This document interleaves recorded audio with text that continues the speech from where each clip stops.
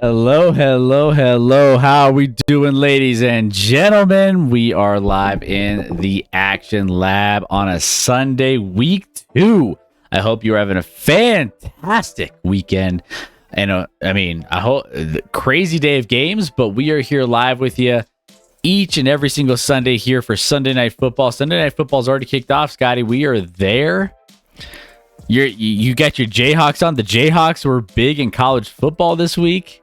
I mean, a juggernaut. Let's go, Devil Doc. I see you with the Rock Chalk Jayhawk. Let's go. Ooh, I man. mean, are we talking back-to-back natties? Gonna take football and basketball? Is it too early to discuss that, Chris? Let's not even talk about the NFL. Let's just talk about Kansas football. Kansas football's where it's at, man. That's what we're doing. That's where it's at. Like, let's just say, hey, the Big 12, you better look out. You better look out. Oklahoma should be like shitting themselves right now, Chris. Yes, it's pretty much. Yeah, that's probably where we need to be. So, welcome in. You're here with Chris and Scott, your host for the Action Lab, your premier sports and entertainment platform for everything you need to you want to talk about some NFL, you want to talk some whatever, college football, we are here. It's like talking sports with your friends and your family inside the living room, except we are all over the world. But we are getting ready to go for Sunday Night Football, and we have a big one here. Ooh, we got another tutty. Ooh. Chris. This looks like a Packers-Bears game on primetime, Chris. And they put this game in primetime every year. And I'm like, why? It's never close. It's never close. It's pretty much down to the Bears getting owned by who's the daddy? Oh, Aaron's their daddy. Did he say, was it daddy? Or did he say, like, I own you? That too. They both apply. That too. So either way, it's a big one. The route is on. What's up, everybody? How are we doing? Cuban Benny, awesome, of Bitches Sycamore to Lone Broncos, their coaching staff. I mean, Chris, you were at the game. We're obviously going to talk about that game here, but it's not even local things I'm seeing. It's like national people just making fun of the coaching staff for the Broncos. It's beyond belief. It's bad. I was there to see it firsthand.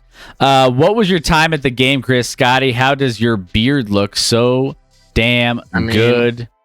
Just natural essences along with some beard oil. And, it turns into this, Chris. I mean, you're crushing, and you still have over a month and a couple weeks ready, right? You're almost there. Yeah, I gotta go through October. Yep, it's a long time, Chris. It's a long time. It starts to wear on you, I tell you. But I'm gonna endure. I'm gonna do it. You are gonna make it. I believe it in you'll do it. You believe it in me? I believe it in you. I believe it in you. Yeah, so we are here live with the Packers and Bears. We are getting you all caught up on all the ins and outs of this game, even though it's kind of already, out of hand. But that doesn't mean we can't cover it live here in the Action Lab. So we are going to be with you all evening for Sunday Night Football. Hope you guys are having a fantastic weekend. Hope your fantasy teams are doing well. Hopefully all your regular teams are doing well. I mean, Chairman's, your Lions are looking good. Yeah. Chairman, as you said in the chat, they took care of me again this week. My best bets haven't been just exactly on fire, Chris, but the Lions are taking care of me. 2-0 bet on the Lions so far. And this one, they backed a little bit of a backdoor cover last week, but I'll take the they were dominating. And I almost said something in the Discord chat, like in the first half, like, oh, the Lions are finally, and then I was like, it's the Lions. Anything could happen. And I don't want to jinx them, or I don't want to be the reason that they fall apart. And all of a sudden in that third quarter, I think Washington put up like 2 quick touchdowns and had like 15, went for 2, had 15, so it was down to like a touchdown game. And I was like, oh no. Yeah. Oh no. 100%. They're taking care of you in fantasy too. That's true, Chairman, except in another league, I literally played against Swift and Amon-Ra. So what helped me in one hurt me in another. Yeah, and then also here, so Green Bay just kicking off here. 32 seconds left in the second quarter here. We're going to close out the first half very, very soon. So, we'll be kind of recapping a little bit. I want to recap some of the events of today's game. There were some fun things that happened, some crazy things that happened here when I was over here at the Broncos game. So I want to get you guys caught up on some of those details. But we will be catching up on all of the ins and outs of this week's games after this game has concluded. So don't go anywhere. We will be making sure you guys know everything you need to know about the morning games, the afternoon games, everything. Justin Fields back here throws short pass up the middle and gets about 2-3 yards here on this first down. Let's just kneel it, Chicago. Yeah, Let's just kneel it. If that's your play call, let's just don't even run another play. Actually, you don't have to kneel the ball. Just head off into the locker room. Which I think they're doing. That's what they're doing. So there they go. So yeah, we're gonna get you caught up on everything following the game. I have some thoughts on some of the things that took place at the game today. So yeah, we'll talk about those. We'll talk about everything you guys had going on today. So yes. With that being said, I want to get caught up on Sunday Night Football bingo. Guys, it's bingo time. We already have a couple people in the chat. Devil Doc's like Alan Lazard with a touchdown. Let's go. We have we're getting there. So we're also gonna need a guy that's gonna score the touchdown in the second half, the first touchdown in the second half. So we will need to figure that out as well. So we'll do that here in a few. But let's get some of these off the board, Scotty, let's see what we have from a bingo perspective. All right, so Lazard has a touchdown. Is that true? Lazard just caught the touchdown we saw at the end of the half there. There we go. So that is, in fact, accurate. All right. Let's see. What else do we have here? We have Justin Fields interception. We have defensive or special teams touchdown. We are for DM and Jones 90 plus, we're at 8. We're literally at 87, Chris. So I feel good. We can't technically mark that one off yet, but that those feels two good. Can combine for 3 yards in the second half rushing. I think we're there. 10 plus subs. I think we're 10 short on that, Chris. If my math's correct. Someone let us know, because we are, helping put kids down. So I haven't counted every second of this game. If the challenge flag's been thrown. Fields rushing yards. He's at 6, Chris. He's at 6. Not great. It's not looking great. They've only run like 16 plays in the first half. I don't even know. Like, Fields is 5 of 6. Guys, just if you're just joining us here, if you're new to the channel, we do bingo every single week, every single Sunday Night Football. So there are little categories where we can help you guys. There are categories where you guys can help us out. And then there are categories that are all dependent on the football game going on here for Sunday Night Football. So every bingo that we get tonight here in the Action Lab is going to gift out subs to the community. So every bingo, 1 sub goes to the community. If we get 3 bingos, 3 subs go out to the community. That's how it works. But we need your help. There's 10 subs and also 10 follows. We want to make sure we're getting all of those, getting us a little bit extra in our community so that we can get a little bingo going. Make sure you guys jump in and hit those follow buttons if you have not already, or hit that follow button or the subscription button. You could do that for free with your Twitch Prime sub. Link your Twitch and your Amazon Prime, and you are good to go. Otherwise, what else do we have here, Scotty? Yeah, I'm already seeing one that's going to be our best chance, but we really need Fields to break a decent run in the second half. But that Rodgers Fields 3+ combined TDs, I think we can mark that off. Rodgers has thrown for 2, and Fields has run. He ran in their TD, so that counts in my book. That's 3+ combined TDs for Rodgers and Fields, and then Rodgers is at 164 pass yards in the first half, so hopefully he can get 101 in the second, and we can knock off that bottom right. And then we just need Fields to, get a solid 29 rushing yards in the second half. Now, one thing that's not on the bingo board that I wish was a guest appearance. And we have a special guest appearance here tonight in the Action Lab, Scotty. Someone that you didn't even know was happening. I didn't even know was happening. I was like, I don't even know what you're talking about. We have a special guest joining in. Hi, Scotty. You guys have never met Lauren here. Pop in. What's up, Lauren? What's up, Scotty? What's up? What's up, doing? Lab Rat? Yeah, we got there we go. Lauren's in on. So, boy, she was here with me at the game today. So she has a lot to say. What were your thoughts on the game today, by the way? First of all, we had fun. I'm just gonna sit back and listen to this. This is gonna be great. Everyone's saying hi, Laura. Everyone's excited. And okay. Yeah, let's get your thoughts on the game. I know like 5% of what football entails, just because of Chris, but it was really hot. First of all, sitting in the stands, but basically we looked awful. It was awful. So I have a Peyton Manning jersey. And the whole time I was just like, I miss Peyton. I miss him so much. We miss Peyton here because honestly, it wasn't looking good from a quarterback's perspective for most of the game. Chris kept saying that like he only threw to the sides instead of down the middle. Sound familiar, Scotty? Oh yeah. That's all he ever does. I was sitting next to like a 10-year-old kid, and I turned to him and I was like, how tall do you think Russell Wilson is? And he said 5'6". He was like 5'6", and I'm like, well, I'm 5'8", so that's pretty short. And so we looked it up, and he's like 5'11". But yeah, he's very short, and so yeah, Chris isn't see like over those linemen. Decision about him not being able to like throw straight down the field. I was like, oh, okay, that makes sense. It's accurate. He's short.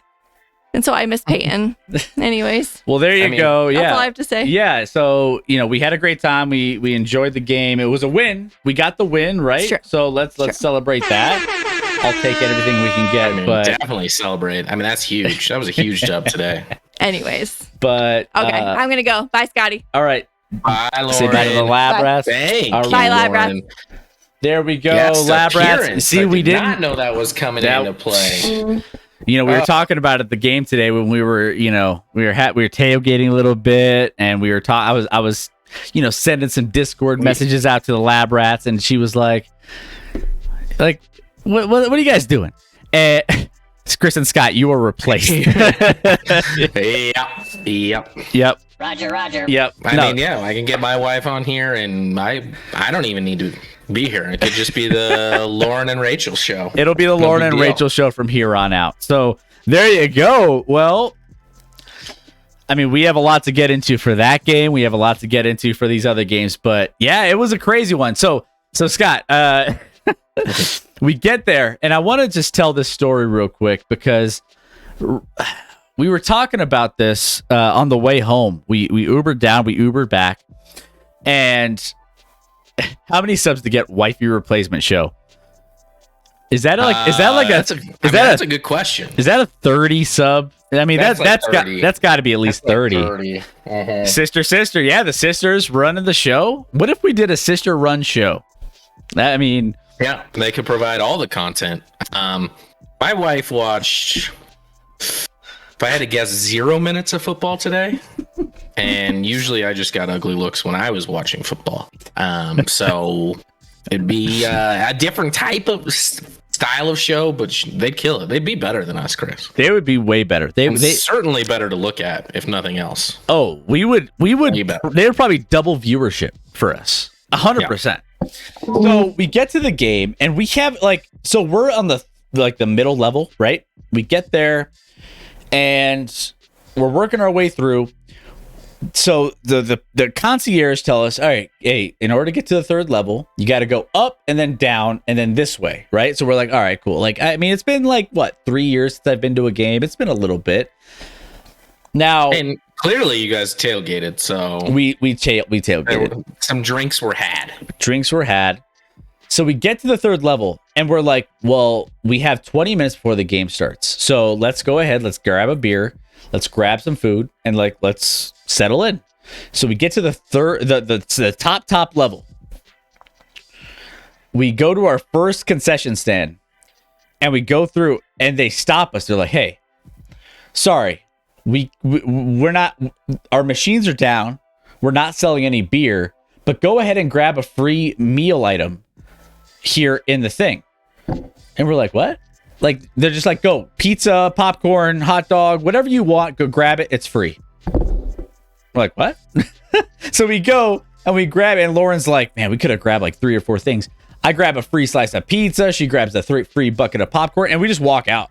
And the guy on the way out, we're like, are you sure we don't owe you anything? He's like, hey, it's not my money. I was like, all right, well, fair enough. That's interesting, Chris. You say that story as a positive, which it is. However, they absolutely should have been pouring out free beer. What are they doing? I don't know.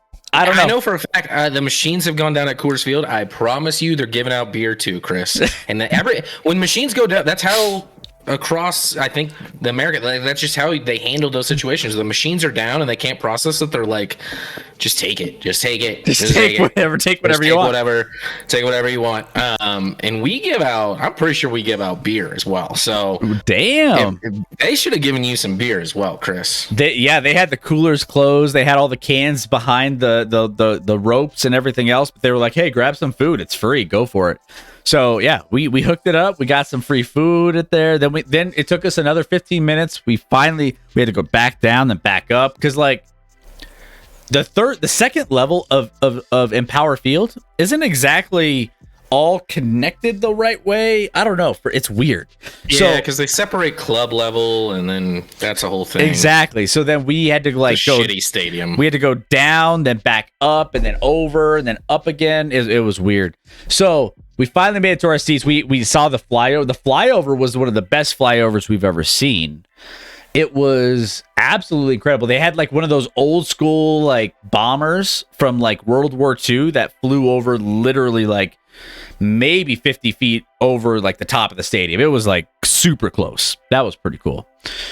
And yeah, it was fantastic, man. It was a good game. It was a frustrating game. We'll talk about that once we get to our recap. But Tiger Rock, what's going on?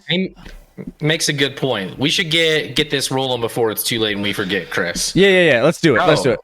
For second half, we basically want throw out in the chat. I mean, do we make a poll, Chris? Let's do a poll. Well, actually, who do you guys like for the first touchdown of the second half? We need one player.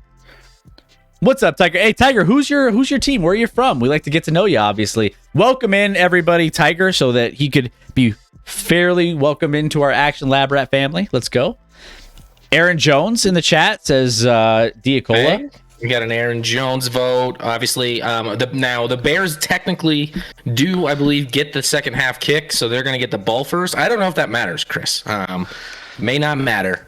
But I'm just putting that out there so people are aware. The Bears have the first opportunity technically to score, but they might throw a pick too. And then what happens, Chris? Can you pick a defense? Maybe Packers defense is the pick. All right, first touchdown. Who do we want in there? So Aaron Jones. Aaron Jones. He might as well do Dillon as well. Let's do both running backs. Get Lazard. Maybe a Randall Cobb in there. Jones, Dillon, and then Lazard. On the other side, Montgomery, Mooney, Kmet. I'd throw Kmet in there, maybe. A little Cole Kmet. Oh, I'm gone again. Chris, this is starting to be a theme. You just make me disappear. No, we're good. We're golden. We're golden. Mooney, let's go. Let me pull this up real quick. Hold on. Did you get Kmet? Get a little Kmet in there. I don't know. I can't see it here. Let's see. That's all I could. I have 5 spots, so I got Kmet, Mooney, Lazard, Dillon, Jones. Those feel pretty good. Sure. All right. So let me go ahead. Let me do this. All right. Chairman made a great point here, Chris. Food at the stadium or free food at the stadium? Well, now we know why Big Russ struggled. Yes. Hi-yo. That buffet was open, ladies and gentlemen, and he took advantage. Casually average. How is everyone tonight? Did Chris survive the game with Russell Wilson looking stiffer than a bad beef jerky? It was tough, man. I don't know how I made it through that game. I don't. By the way, voting in the chat, who scores the first touchdown of the second half? We need your answers in the... Knowing our luck, we're going to tie here, by the way, Scott. But we need... There's 2 polls in there, but make sure you get that first TD, not whether the Packers or Bears are going to score first. You can answer that one, too. But get in there now before it's too late. First TD, now we're getting a few, and of course it's a 3-way tie. I think they just look at the results and they're like, "What can I pick to make it a tie, so that we can make this a giant pain?" That's right. Shaq Gamer. There we go. What's up? He's going Packers. He or she. Welcome in. Who's your team and where are you from? We like to get to know you as well. Tiger said he's a Clemson Tigers from Clemson. There you go. All right, Clemson. How you feeling about Clemson this year? Like, offensively, they just still don't look like they did since Lawrence has left. But obviously, they're still Clemson. And outside of Georgia in college football, I don't know if there's other teams that I can just outright say are clearly beyond everyone else. But Georgia, Chris, is absolutely insane right now. Georgia is blowing people out left and right. How about them Jags? Let's go, Zay. Yeah. Zay's about. And a sack here. Jags. The sack comes in for the Green Bay Packers on field, so that will bring up third down. 24-7 here. 14 minutes into the left in the third. It just got going here. So that was Gary coming in on that sack here. Do you think Justin Fields knows that he has Darnell Mooney? Do you think he knows that he exists? I don't know. I'm not. I don't know. We have Mooney and Tunyon 9+ combined receptions. They haven't combined for 9 yards today. It's not great. It's not. I think Tunyon has a catch for 9 yards, and Mooney has one catch for like -4 or something. Of course, we have Zay, we don't often win, but when we play the Colts at home, I'm always happy. Yeah, I saw a crazy stat today, Chris. On that 3rd and 9, of course, Fields goes underneath to Montgomery, and they don't pick it up. So likely punting here on 4th and maybe 2 or 3. So, by the way, Scotty. Anyway, that's Zay. Chris, I saw a stat on the Jags. Jags have won 6 of their last 36 games. 4 of those wins are against the Indianapolis Colts. I can't wait to talk about the Colts. I can't wait to talk about the Colts a little bit later. We have a 4-way tie, of course. Well, no, Kmet finally took the lead there. We had a 4-way tie for our poll. Well, it's not over. I'm just... And if you would have paid me nothing against Kmet, he definitely could be the guy. But I would have never thought in a million years he'd be the one leading right now. Diacola said earlier, Kmet's doing nothing. Must be on our fantasy team. Is he on your fantasy team? Jones, Dillon, Lazard, Mooney, Kmet. If we guess who is going to get the first touchdown in the second half, guys, we will gift out 5 subs to the community. That's how we do it here. That's the kind of the wild card. Mooney finally takes another Mooney vote gets there. Another vote. Did you guys all just saw Chicago punt, right? Hey, they like to live life on the edge, you know? All right. I like it. Don't go with, I mean, there is no obvious pick. There's no wrong choice here. I want you to go with your gut, guys. So What's your gut? let's see what else. Shaq is in Chicago. Okay, love it. There you go. So go Bears. What else do we have here? We don't win often, but when we play the Colts, at home, you're always happy. It's because I drafted Mooney, says Chairman. Damn it, Chairman. I have Mooney on another league. Why didn't you warn me? You should have told me. We are definitely struggling on offense. Some young guys on the O-line, and DJ is struggling a little making his reads, but has a cannon arm, just hasn't lived up to the hype. They got time. Obviously it's nice playing in the ACC, so you got time to like figure stuff out. Ooh, Komet keeps coming in. 3 votes for Komet, 2 for Mooney, 1 for Dylan, Lazard, and Jones. So, hey, guys, vote. I know there's a lot of you in the chat. Go ahead and tell us who's going to get the first touchdown of the second half, and we will gift out some subs if you are correct. It's about to be closed here, Chris. Guys, I think it's done. Komet, that's it. Done deal. That's it. All right, so Komet's your guy. That's Chris, who you by the way, you never marked off the Rodgers Fields 3+ combined TDs on the bingo card. Oh, let's do it. Let's knock that off. What else do we have here? Anything else that I need to mark off? Well, actually, no. Montgomery only caught a ball there, so we're seconds away from that DM Jones 90+ combined rushing yards. Everything else, Fields. The good news is Fields is up to like 13 yards rushing now. So getting a little closer on that 35, but it's a little bleak. Our bingo, these games, Chris, so far Sunday Night Football, you remember like last year when we started off and Sunday Night Football took care of us. Every game was just epic. It was so good. And then we had last week's shitstorm of a game, and then so far kind of this one not being overly close. But, sometimes games that look like blowouts turn into last second. And there it is, Chris. There is officially the DM Jones 90+ combined yards you can chalk up. Knock that off. By the way, guys, so let's knock that one off. Boom. All right. We got a couple. We need a missed field goal extra point and a ya boy before the game is over. Now, you guys are voting right now. So far, who scores in the first TD of the second half? And, guys, by the way, they're showing the Aaron Rodgers lookalike on screen right now. It's great. Mm-hmm. It's great. You guys can wager channel points. And if you get it right, you get more channel points. That's, you could do a lot of fun things with the channel points. Nobody's got the Bears as scoring first in the second half. 0. And yet, they picked Cole Kmet to score the first touchdown. So I'm at a loss here, Chris. He plays for the Bears. It's a Bears. It's a trap. Bears. It's a trap for sure. So the Packers are doing what I thought they would do here. Both of us, Scotty, were high on the Packers in this second game, and they are up 24-7. The spread on this game was about 9.5, 10, depending on when you picked it up. And Aaron Rodgers, he must have done something in practice with those young guns in the wide receiver corps because a big run, big run.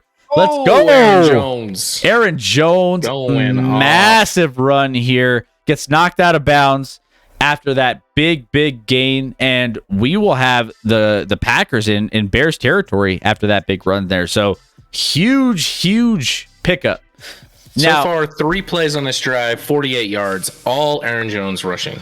And that was a nice cut inside, and then just bad. Dude, couldn't tackle. Aaron Jones is so filthy. It's not great tackling, but I think Aaron Jones is crazy underrated. Like, him and Kamara, to me, are like the same kind of dude, and I love their style of running. They remind me a little bit of, as a KC fan, like Jamal Charles. I think Jamal was better, but they remind me of that style, and I just enjoy it. I do, Chris. We had Diacola. I took the Bengals in Survivor. What the hell? Well, man. To be fair, they didn't win in week 1. So. Stop it, Scott.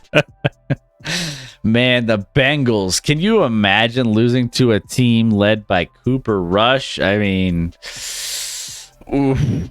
Devil Doc, the line judge blew a tire. LOL. Yeah.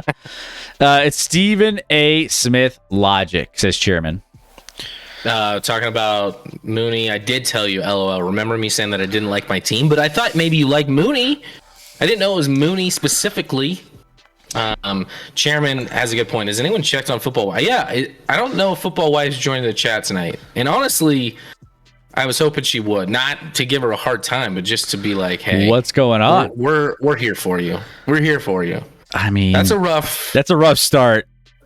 Chris, as I told you right before this, they lost in consecutive weeks as defending AFC champions to Mitch Trubisky and Cooper Rush. Ugh.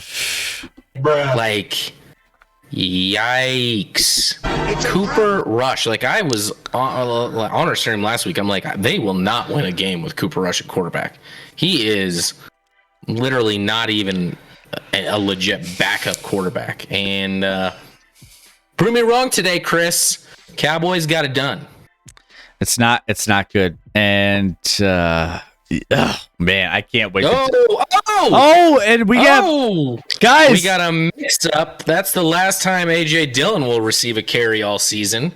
Aaron Rodgers is going to nix that. I think the Bears recover here, and they do. Chicago football. Cole Kmet.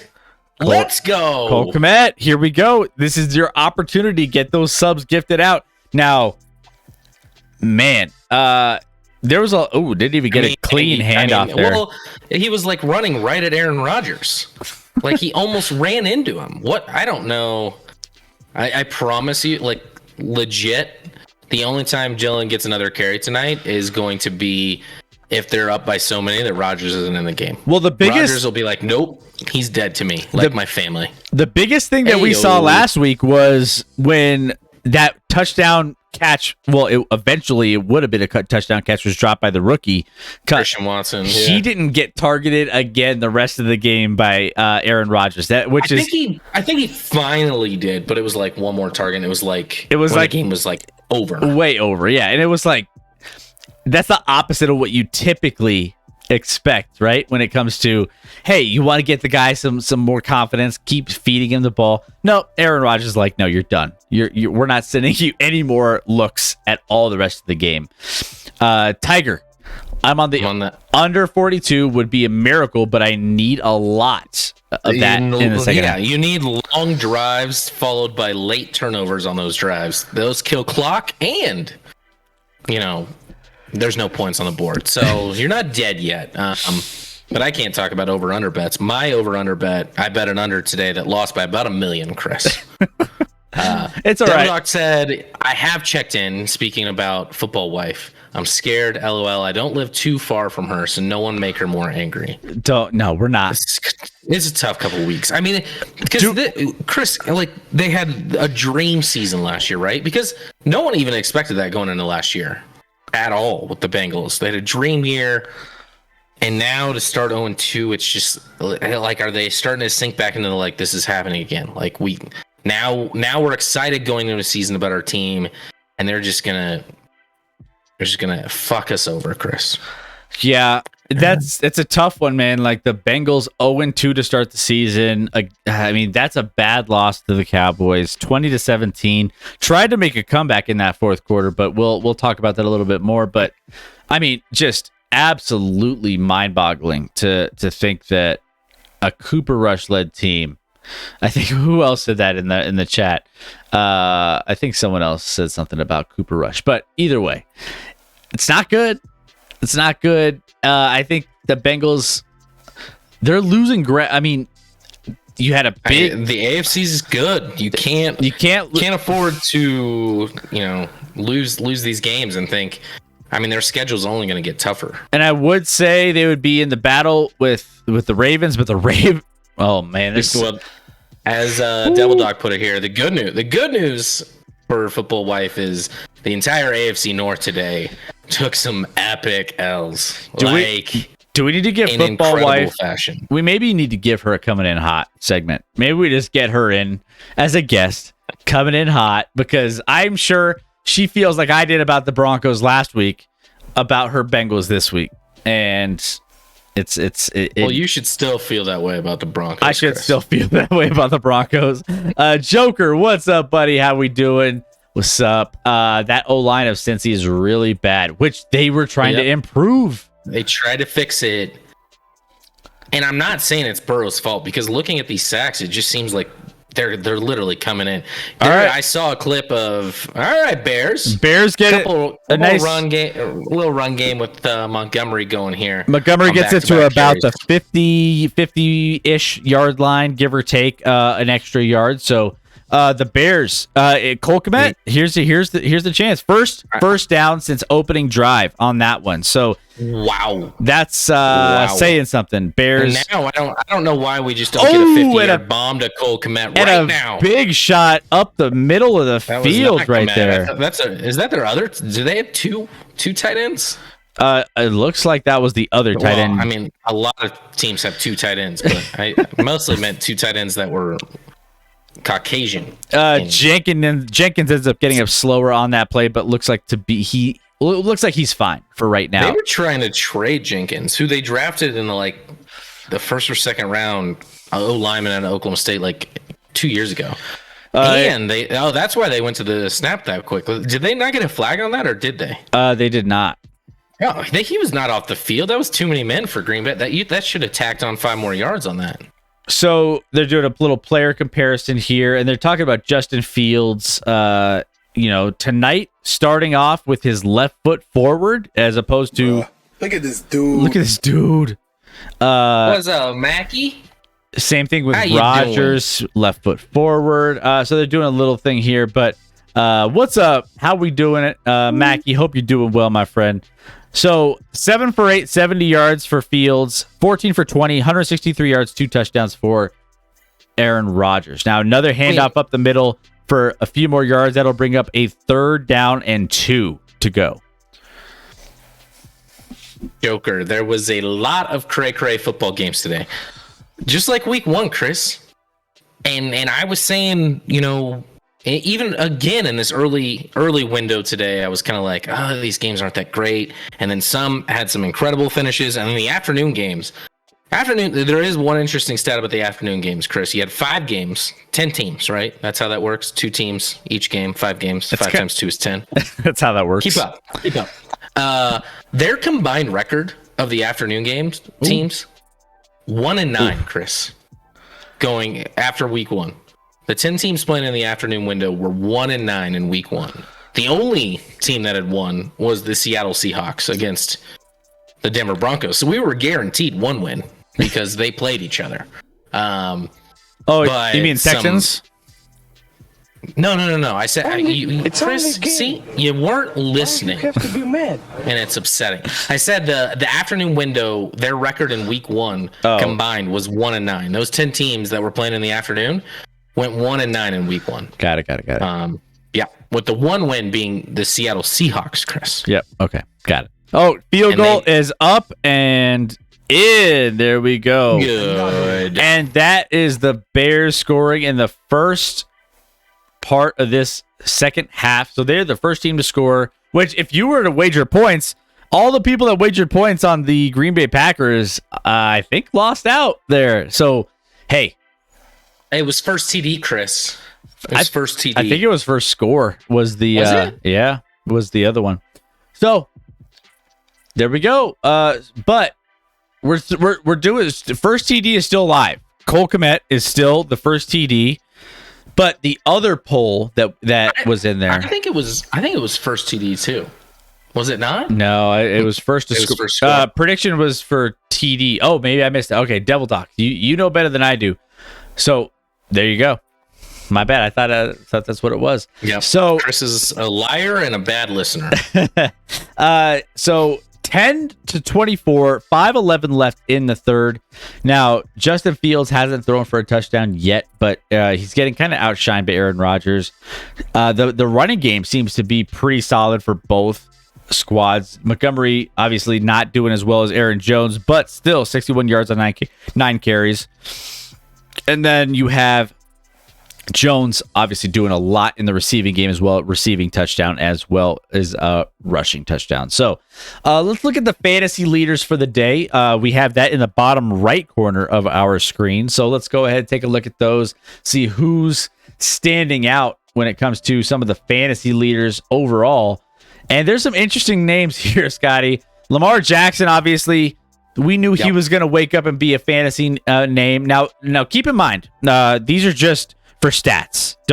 All your fantasy leagues are scored differently. So, just because you see 42 next to his name doesn't mean he scored 42 for your fantasy league. That's just, we're putting this up here just as a standard of what his stats were. 318 yards and 3 touchdowns here. Tua had a massive day, almost 500 yards, 6 touchdowns, 2 interceptions. Are you kidding me? I mean, no disrespect. Tua played pretty well, but this was a absolute meltdown by the Baltimore defense. And I'm not a big Lamar guy in general. I mean, stats wise and fantasy, I get. He played really, really well today. He played great. The Baltimore defense, we'll get into that game. Oh my goodness. What are you doing? What are you doing, Baltimore? You're up 21 and you're like, why would we cover Tyreek over the top? Bruh. B-Rock, what's up? How you doing? Guess who had Hill, Waddle, Andrews, and Cousins still to go? That's outside of Cousins, that's a big day. No, I'm just kidding. If you have Hill, and Waddle. Oof. That's interesting. I don't normally go with the approach of drafting two wide receivers at least on the same team. But, Waddle had a day for you. 171 yards, 2 touchdowns. Nick Chubb, 87 yards, 3 touchdowns for Nick Chubb against the New York Jets in a losing effort. You had Carson Wentz, 337, 3 touchdowns and an interception. He always has to have at least 1 interception, right? Mm-hmm. Joe Flacco makes the list here. 307 yards, 4 touchdowns, 1 fumble. QB controversy. Oh. Once that other dude is Zach Wilson is done sleeping with his mom's best friend. Then you had Kyler Murray here, Arizona quarterback, who put up 277, 1 touchdown, 1 interception. Obviously, he would have had a better effort if it wasn't Call of Duty double XP release weekend. So obviously, he would have probably had a nice game. They maybe would have, put up a couple more points there. But hey, you never know.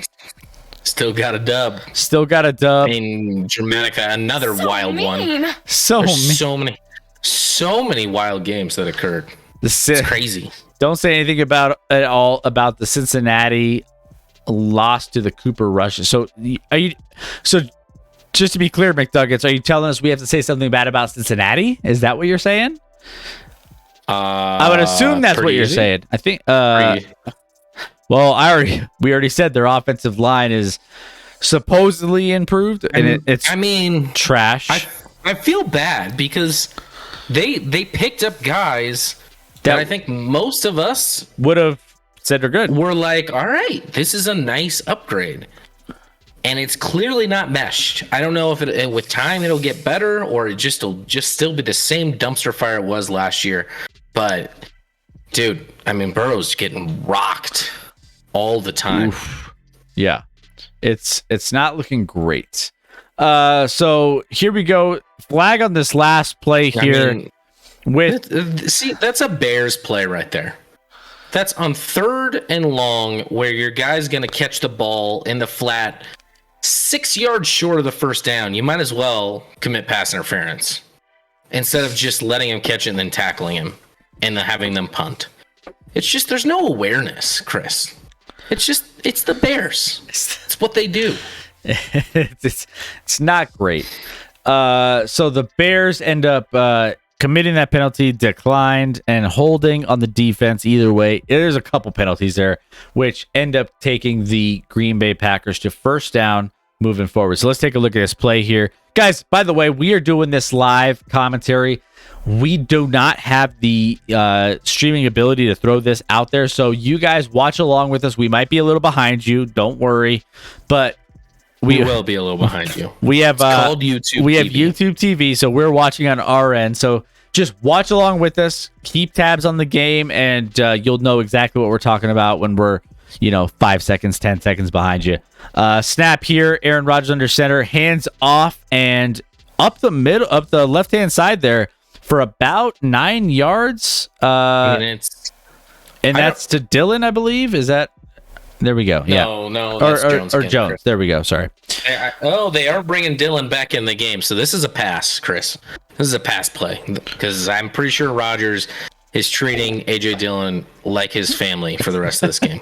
JK, what's up? How we doing, my friend? Go Cards. Hey, the Cards ended up coming back. I mean, that was not looking good for the Cards early on in that game. I was watching that game, and I was like, well, yeah, they were down 20-0 at half. I was like, what are you doing?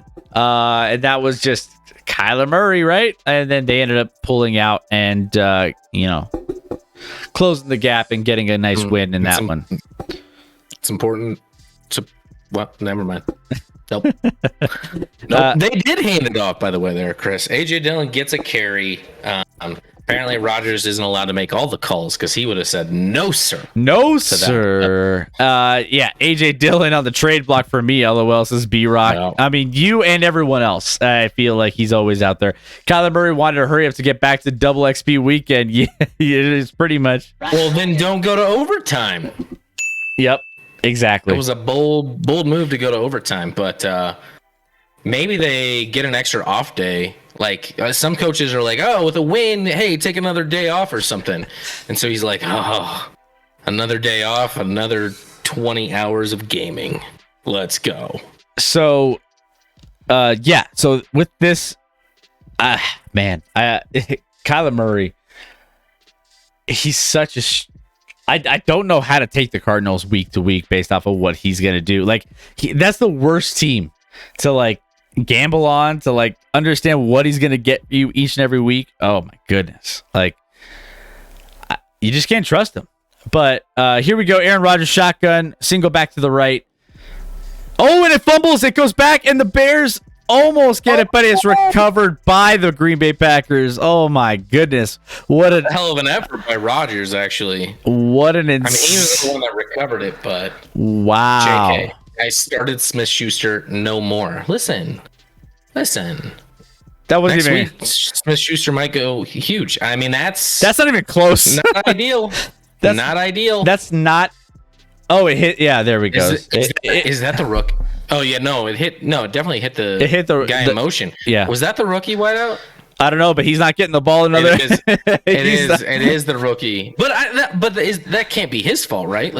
Unless he wasn't supposed to be motioning, it's not his fault. If he wasn't supposed to be motioning, that's a big problem. But if he was, it's not on him. False start here. It looks like. No, it's Green Bay, so they just don't. They don't call false starts. Oh, I guess not. That was definitely a false start, but if it brings up fourth down, doesn't matter. 22. So Bears will get the ball back here. Bears 27 seconds and counting. The clock is still rolling here, so they'll be able to get this play off most likely. And they could wait till the fourth quarter, but they'll probably get this punt off. Maybe. No, they won't. They'll run the clock here. Okay, so they run the clock here. They'll get to the fourth quarter, and we will have the punt play. What an exciting third quarter of football, guys. We had another field one. Goal. A nice field goal from the Bears. And that was it. I think Rodgers threw for about 8 yards in that quarter, so that was exciting. Some sloppy turnover, one sloppy turnover and another sloppy play from Green Bay keeps this game somewhat close. Which, Chris, I'm a little conflicted on. I want it to be close for our viewership and this game, but we also both have Green Bay minus 9.5, so it's a little conflicted, I'm still going to ride with Juju. I'm sure he scored more than Jonathan Taylor, says STG. What's up, STG? How we doing, brother? I'm the guy who has sat James Robinson for 2 straight weeks. I need to start him weekly for the flex now. Yeah. You might want to. JK, Scotty, you think he's going to start getting more looks? I have him in at my work league. I was getting destroyed by Kyler and Higgins, brought me back in the lead. No, he's definitely, I mean, he got some looks week 1. Not a ton this past, Thursday night, but he'll get looks. And I mean, we do have a bye week this week because we play the Colts. So it's a pretty soft matchup. We can probably do whatever we want against the, I didn't think I was going to say that 2 weeks ago, Chris. I was like, this at Indy, it's going to be a tough game. Is it? I have so many thoughts, man. I have so many thoughts. We'll hold those till we get to that point. But guys, we're going to be breaking down all of the early action going on this morning and this afternoon after this game. So make sure you are here. Again, my name is Chris. This is Scott. We are your host for the Action Lab. We are here every Wednesday and Sunday night. So make sure you hit that follow button so you know exactly when we go live. We are always giving you all the details of everything happening in the NFL, NBA, NHL, Major League Baseball, whatever's going down. Scotty, we bring it. So make sure you guys join in the action each and every single week. Again, hit that follow button. And if you're new, hit that follow button. You see a lovely Shaq shimmy. It usually covers my face. It's worth it for that alone. Yes. So we appreciate the follows, the subs. So hit that if you're new. Hit that follow button so you can know when we're going live and hang out with us. Now, again, guys, you guys can influence this Sunday night bingo. You see that in the upper left-hand or upper right-hand corner of your screen. Make sure you go ahead and take a look at that. There's a couple things that 10 subs or 10 followers. You can help get us to a bingo tonight. Obviously, this is like, one of our favorite nights. We love gifting out subs. Every bingo we gift out a sub to the community. So, guys, help us out. Help out all of your fellow lab rats. And, hey, it'll be a lot of fun once we can get to these bingos. We didn't have a lot of bingos. We had 0 bingos last week. I think we had to gift out some subs. But was it for bingo or was it? No, maybe I'm thinking of because we lost that fantasy thing on Thursday night. Yeah. No. We need to give something out tonight. First play gets the run game is working. It's working. First down. Frankly, when Fields isn't sacked, as legend here says, I think Justin is going to get sacked at least once on this drive. It's a pretty solid guess. It's happening a lot, but when he's not sacked, he's 7 of 8 for 70 yards. So, like, you look at these numbers: 10 carries, 72 yards for Montgomery. Like, the offense.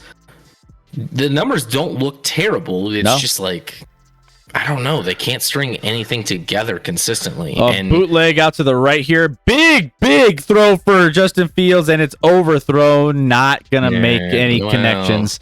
Now, Legend Maker, I think Justin is going to get sacked at least once on this drive. All right, we'll keep an eye on that one. Legend, remind me of your team. I like to get to know you guys, but I forget what your team is. Let me know. And where you're from too.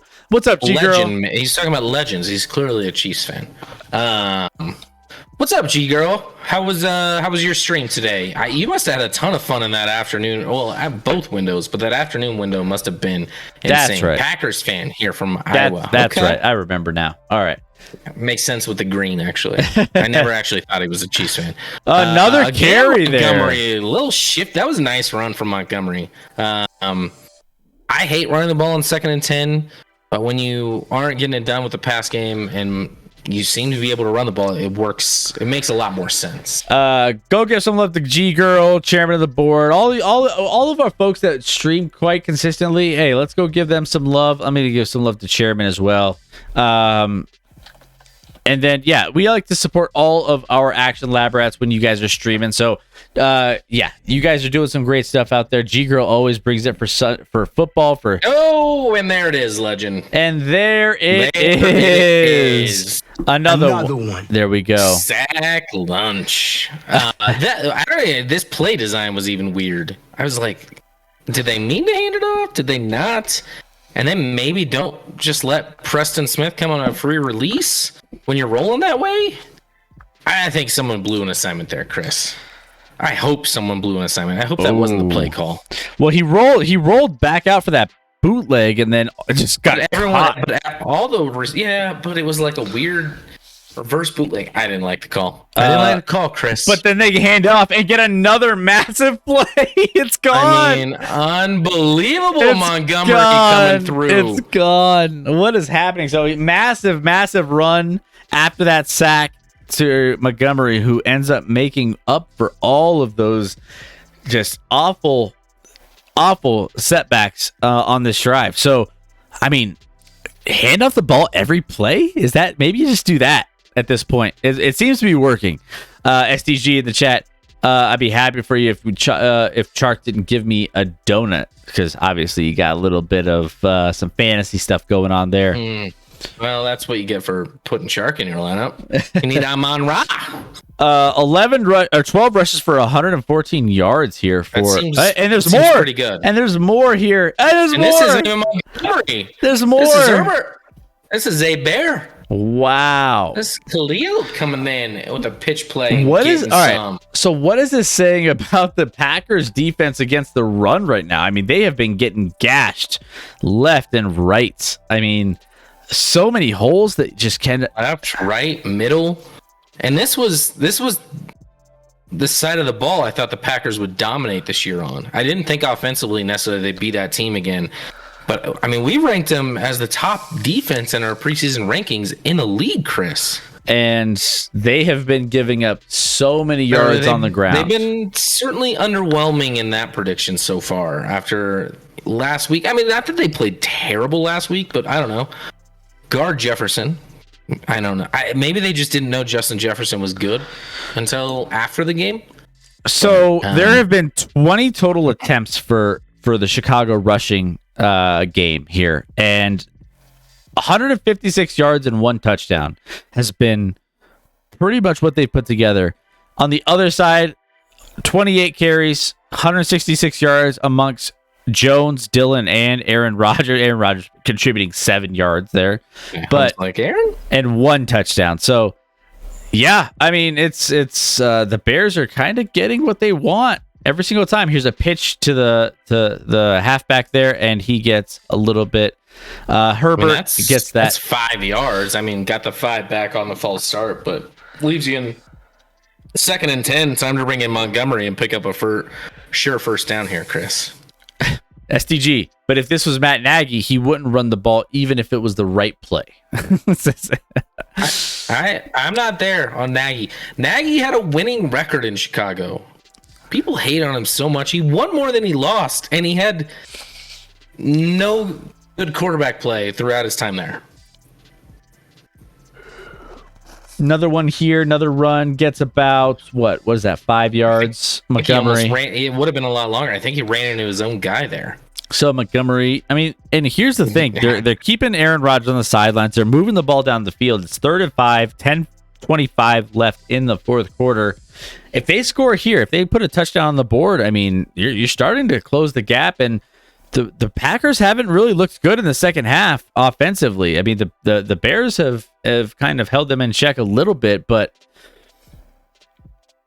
I mean, the Bear. Here we go. Big third down. Shotgun here, single back to the left. We got Fields calling his play. Snaps, handoff. Oh no, fake handoff. Fields takes it himself, and I don't know if he. I think he got the ball across. I can't see the it's spot not. right now. It's a bad spot. Well, I don't like that spot at all. Like, where was the football? The football was ahead of the line. Looked like it was ahead of the line. B-Rock, Scott, would you bench Russ for Tua? I'm not super high on Tua, but yes. Well, look where his foot stepped out right here. So his foot, he was the football was ahead. I think so. I think that should have been a first down. 4th and inches, going for it here. Oh, and time out to challenge. Oh, okay. Challenge in the spot. All right, so we have a challenge. So that's another off the bingo board. G-Girl and I agree. Yes, LOL, with Russ for Tua. Yeah, I mean, Tua, more so Tua has, like, obviously he's got some weapons at his disposal. I don't even think Tua is a good quarterback, but he's got your boy. 2 QBs. I don't know if this will get, Chris, I don't know if this will get overturned, honestly. I think it was a bad spot, but I don't know if you can definitively say like where the football was prior to him being out of bounds for sure. Yeah. Yeah. No, 100%. I think we should get an X on the bingo board. For what? Scott critical of the referees. I mean, it was a bad spot. Usually it's a lot more aggressive than that, but I'm fine with that. We can mark that off. You want to mark it off? So Sure. Scott, okay, let's do it. It was a bad spot. All right. So we haven't had a missed field goal or extra point, have we? I don't think we have yet, right? We have not. But yeah, so guys, we were going over some of the fantasy leaders again. Lamar, Tua, Tyreek. I mean, Tyreek, your boy over there in Miami, he was sleeping for like the first 3 quarters of the game, and then Baltimore was just like, nah, I'm good. Like, you run that way, we'll stay back here. It's been a weird We won't season cover so you. far. It's only week 2. Yeah. I also have Russ with Tua on the bench. Tua would have gotten me 40 plus today. Russ got me all you can eat Golden Corral. Ooh, I mean, there's something to the all you can eat Well, Golden let's be Corral. nice. Yeah. Let's be nice. Say something about the Bengals O-line. Let's be nice. Say something nice about the Bengals O-line. Oh man, They have 3 new pieces, so it's gonna take time to mesh. I will say it's a long season and they have some time to get things better. That's all we can say. It's like They're going to maybe mesh at some point. Diacola, if you want food poisoning, I don't know. I haven't been in Golden Corral in a long time, but every time I go to a buffet, I'm like, this is going to be amazing, and it's always the worst, Chris. Not because of the food the food might even be good. I'm just like, I just feel awful afterwards. Awful. all right, so here's the I have no replay, self-control. and here it is. The ball was inside the 10-yard line. It'll be first down and 10. I think First it's. down and goal. I don't know what he's saying. So I think they're gonna measure. They're gonna measure, maybe. he said the ball was They're gonna inside. respot? It was inside the res- 10-yard line. So First Delvac down, said first down. in Chicago. Okay, All so right. they gave him the call. So the refs suck again. Handoff goes about 2 yards and then is brought down. Montgomery on the carry there. So second and goal here. It's Cole Kmet time here, Chris. Cole It's Kmet, Cole this could be Kmet it. territory, Oh, ladies and gentlemen. By the way, If you guys hit on Cole Kmet, I'm gonna be so impressed. I think I I'm gonna be dropped. so impressed. I dropped to your boy. I think with talking about your boy Tyreek. So there you go. Yeah. Yeah, there you go. Tyreek. So there's another bingo board. So we need a missed field goal or extra point to get us our first bingo. Here we go, and that is another running again. Thought he was going to get to the second level, but did not. Montgomery gets about another 2, third and goal here for the Chicago Bears. We'll see what they get here on this next play. But just get your best Cole Kmet play here, Chicago. Get it done. hey, he's out there. 85. Let's go, 85. He's absolutely out there. They stretch him. He's their best red zone option. Well, they stretch And him out they're- wide. They're putting him out wide. Maybe a little fade action. Here we go. He's got a nice matchup against. Oh, he cuts inside. Oh, and Justin Fields. Oh, does he get? Oh, he fumbles. Does he fumble that ball? Well, I don't know, Chris. I think he got it. I thought I he think he got to got the it. pylon, but then all of a sudden, What was the call? They're still talking about it. What is the call? what is happening right now? All right, They're so calling a touchdown. I mean, the pylon's knocked over, but did he have control and then lose it with hitting the pylon, or did he have control? I felt like he had control. So here we go, and it Let's take a is look here. that's a touchdown. Yeah, he had control. His right leg. I didn't look at his It is right good. leg. It's a touchdown. His right leg is down. No, his right leg's down before the pylon. Oh, he didn't get it. He didn't get He it. did not get it. His right leg is down right there. I was so focused on whether or not Wow. it stretched across the line, but he's short. His short. knee comes down, boom, and he is about He's definitely short. 4 inches short. I mean, wow. A game of inches, ladies and gentlemen. Congratulations, legend.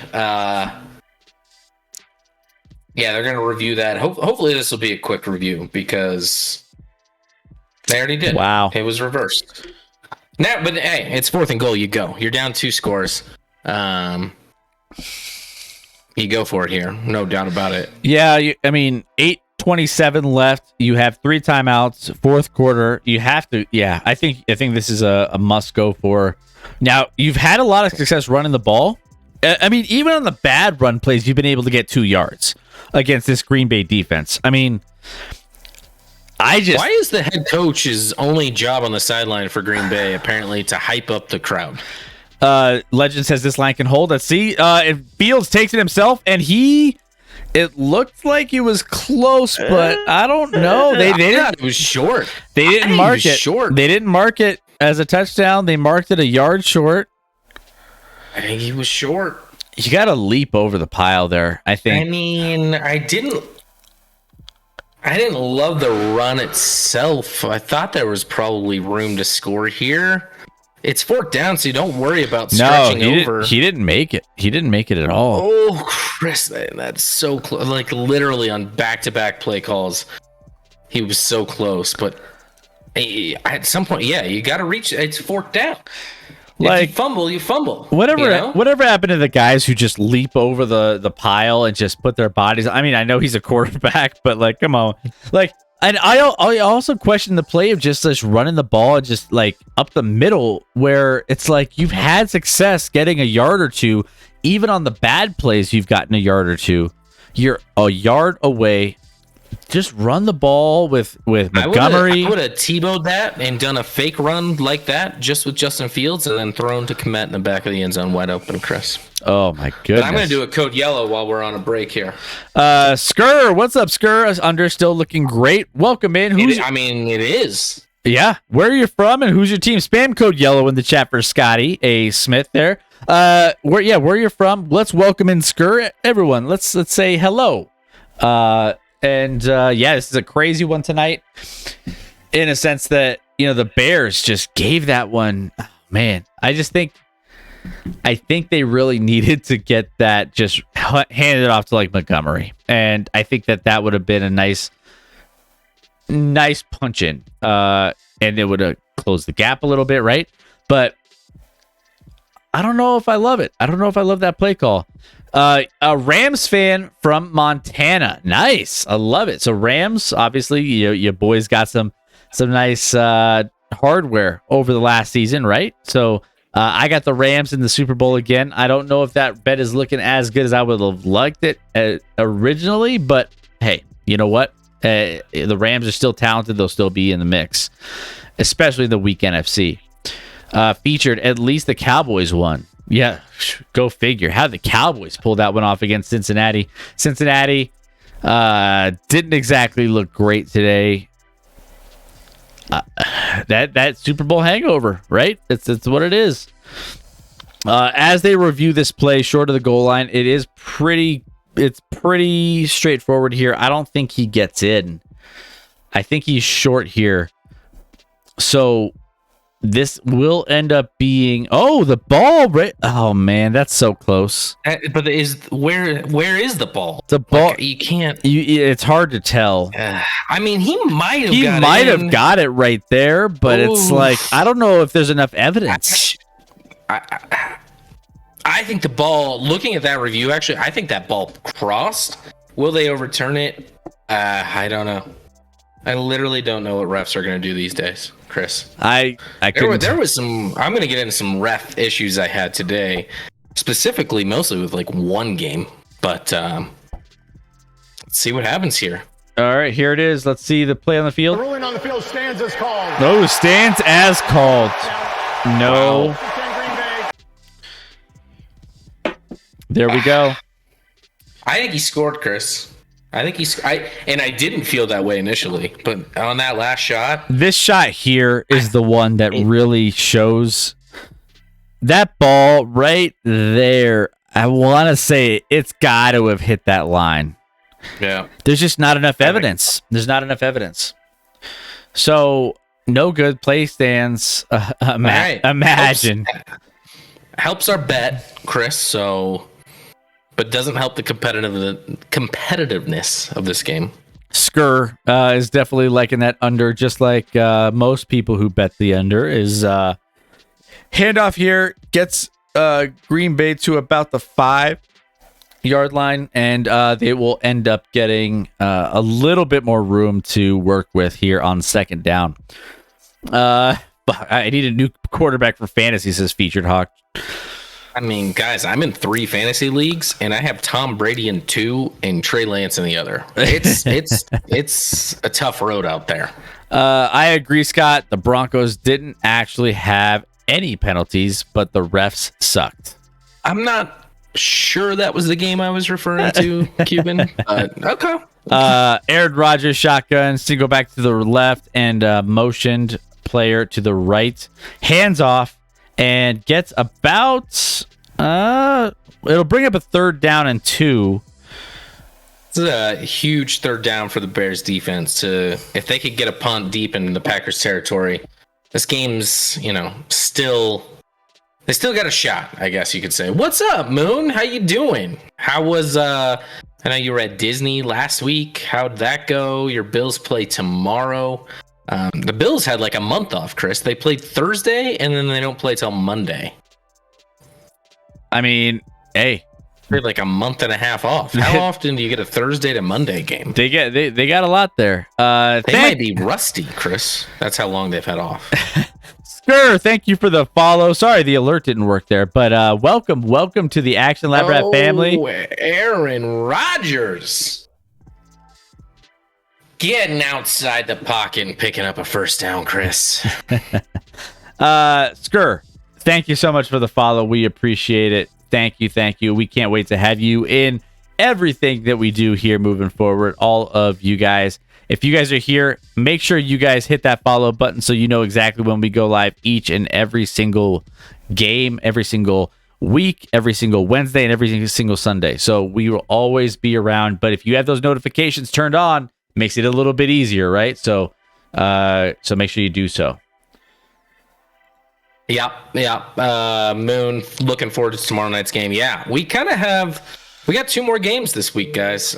Tomorrow we have, I don't know if you call it a doubleheader because it's the first time the NFL is doing something where they overlap games. So I think the earlier start game is the Buffalo, Tennessee with the Philly, Minnesota game. Sorry, starting like an hour and a half after that. So spacing it out a little bit, but it's going to be interesting. I think ESPN on some of their networks are going to have like coverage where it's like a simulcast and they're kind of featuring both games at once. So it'll be cool to see if that's a thing that works out, and whether they do that in the future on Monday nights or even Sunday nights or whatever. So if you have like a shit game, I'm sure networks aren't going to be happy about that though. Like they don't want, ESPN is probably the only one that can do it because NBC is not going to be like, well, we're fine with CBS having a Sunday night game as well. Yeah, no, it's I'm not sure. I mean, but hey, let's go Fireball. Thank you for the raid. Appreciate it. Hope you had a fantastic stream. Hope it was good for you.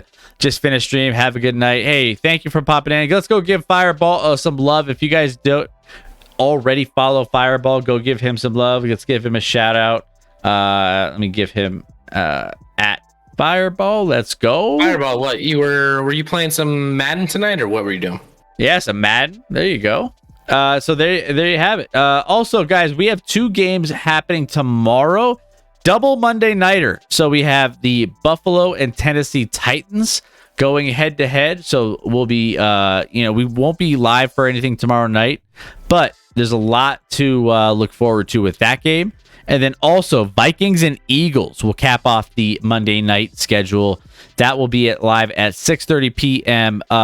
Mountain Time and 8:30 Eastern. So go check those games out. I know Joker's all about his Vikings. That is it. Vikings and Eagles will be a fantastic game tomorrow night. I mean, Cosmic Kitty comes in and says Scotty's looking like Coach Mike McCarthy of Dallas with the beard. Ooh, noticing that. What's up, Cosmic Kitty? It's been a while since we've had you in. What's up, Cosmic? Welcome back, but I don't know if I want to be compared to one of the worst head coaches in the league. Just right off the bat, coming in hot. Coming in hot. Clout, Eagles, Eagles. Let's go. I'm excited for that game. I mean, both games tomorrow should be good. I don't know if the Titans are going to be able to hang with the Bills, though. But that nightcap game with the Eagles and Vikings should be a really, really good one. Two teams kind of up and coming in the NFC. And they need some up and comers, Chris, because the NFC does not look strong right now. It's not looking great. So, by the way, guys, if you guys are just hanging out, my name is Chris. This is Scott. We are your host for the Action Lab. Action Lab is your premier sports and entertainment platform on Twitch when it comes to... Ooh, big throw, by the way. Ooh. Big throw. Big catch. My boy, Sammy Watkins. Sammy Watkins. With his 37th team, making but it only his 40th career game, Chris. So it's a weird thing with Sammy. He's played for 37 teams, but only 40 career games. Oof. If that makes sense. I'm just trying to say he gets hurt a lot. But he was I wide open. What Sammy did. Wide he was open. On our Super Bowl winning team. He was Good route. Great route. So we will be They recapping bit hard on it. all of the other games from earlier on. Again, that's how we finish out the night. So make sure you stick around for that. We will just touch on all those and what our takeaways were. But big throw there for Aaron Rodgers. It looks like he's getting a little bit more in tune with his wide receivers. Handoff here and a big first down and more. It gets about 15, maybe a little 20 yards there on the carry. So now it looks like Green Bay is starting to control the rest of this. Cosmic Kitty, cheers, Action Lab. Cheers, Cosmic Kitty. Or you can call me Mike McCarthy if you want. You can call me whatever you want. I don't care. Yeah. Roger. Yeah, Chris. I think the game's likely, unless we get a turnover here, likely settled. We just need to make sure we cover that 9.5, Chris, at this point. Yeah, and realistically, like I was looking at that goal line play by Chicago, and it's like that was such a big missed opportunity. And who knows? Or was it a missed opportunity, or was it a missed call? It could have been a missed call. I mean, I think that there was a chance that could have been called in. They're showing running back comparison here. Almost 30 carries and 184 yards combined between both running backs for Green Bay. So a lot of rushing yards. We covered that easily on our bingo board there. I mean, we had it at 90, and that was based off of the FanDuel line of earlier on this morning. So they blew that line out of the water. That's for sure. Rodgers, how many passing yards does Rodgers have right now? It's not great, Chris. He had 164 in the first half. Okay. He's now at 227. Maybe now after that play, that's technically a pass. 228. 227. That's with a 55-yard pass, Chris. Before that 55-yard pass this half, he had 0 yards passing this half. Or close to it. He was at 2 yards. If you would have told me he only needed 101 yards passing in this half to get to 265, 101, and if you would have told me, he's going to get a 55-yard pass in one play in the second half, I'd be like, well, of course he's going to get to 101. He just needs 46 yards otherwise. No, he's not even going to sniff that, Chris. Yeah. He's not going to hit the 265. We're not going to get a bingo tonight. We're not going to get we got to get handoff here, another handoff, and tackled behind the line for a loss of 3. I don't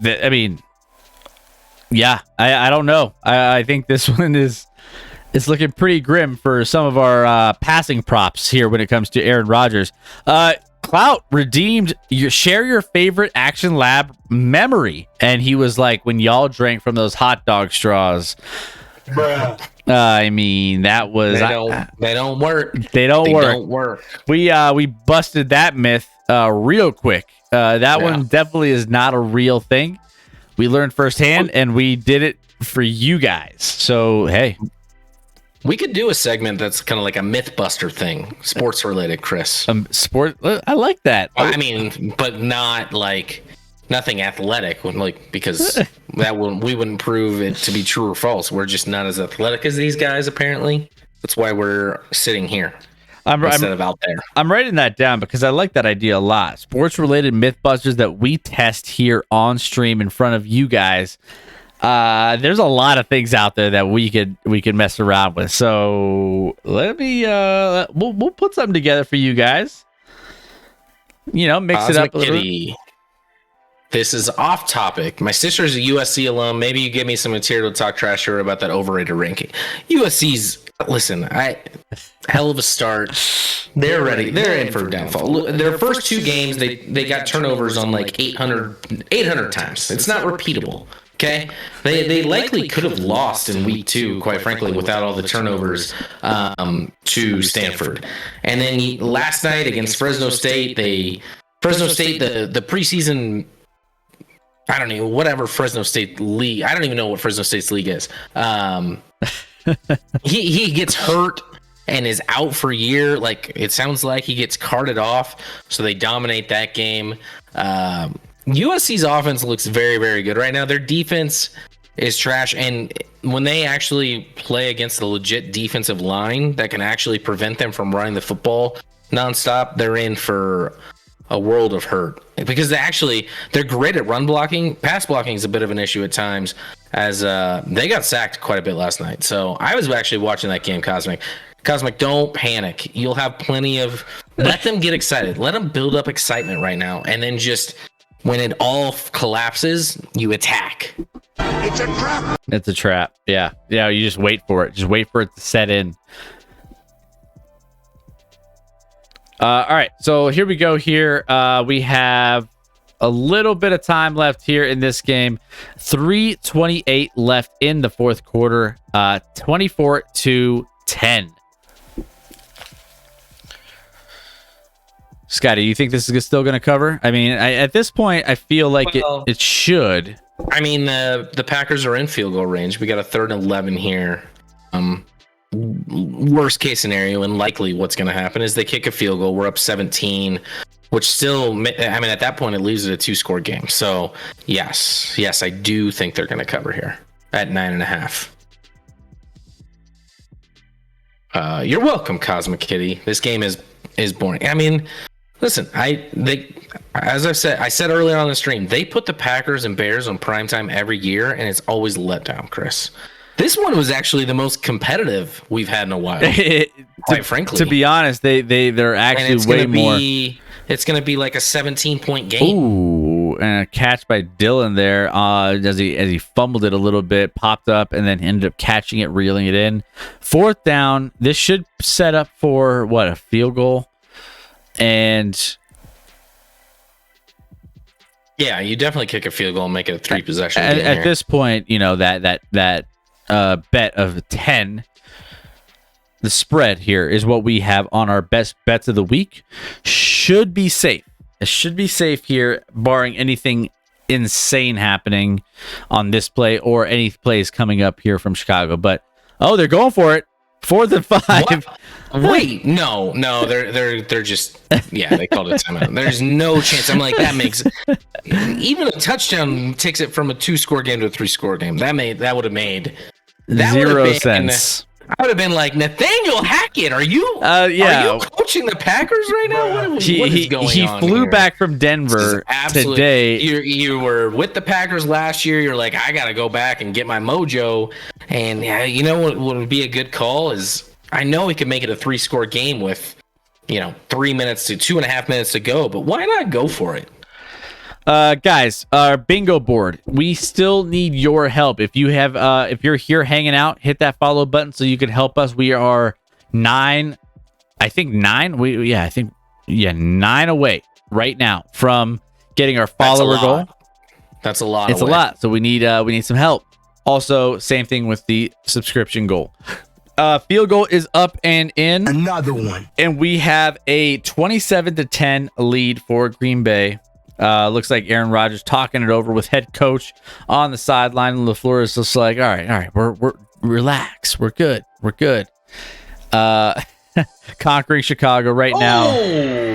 I was gonna say we were a lot away, Chris, but Moon Princess coming in with 10. Wow, 10 gifted let's subs. go. Moon, you are awesome.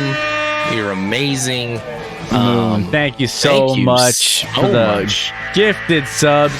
Moon coming in for let's see, who do we got? Ted FX, Kube. We have Lil Tim, Yoker. We have Rice. Scotty A. Smith gets us up. Yes. Tiger Rock, Legend Maker, Boss Hog, and Featured Hawk James. Perfect. All of you guys get some love.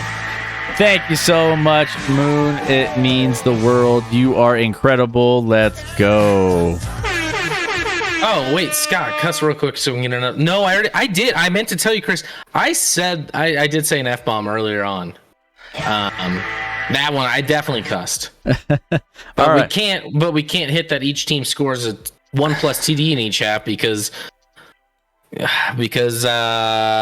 neither team has scored a touchdown in this half. Justin Fields hasn't thrown an interception, right? We haven't had a defense special teams touchdown. Each team hasn't scored. Did each team score a touchdown in each half? Well, in the first half they did, but no one has scored. Chris, as people are talking about, no, like literally are who's going to score the first TD of the second half?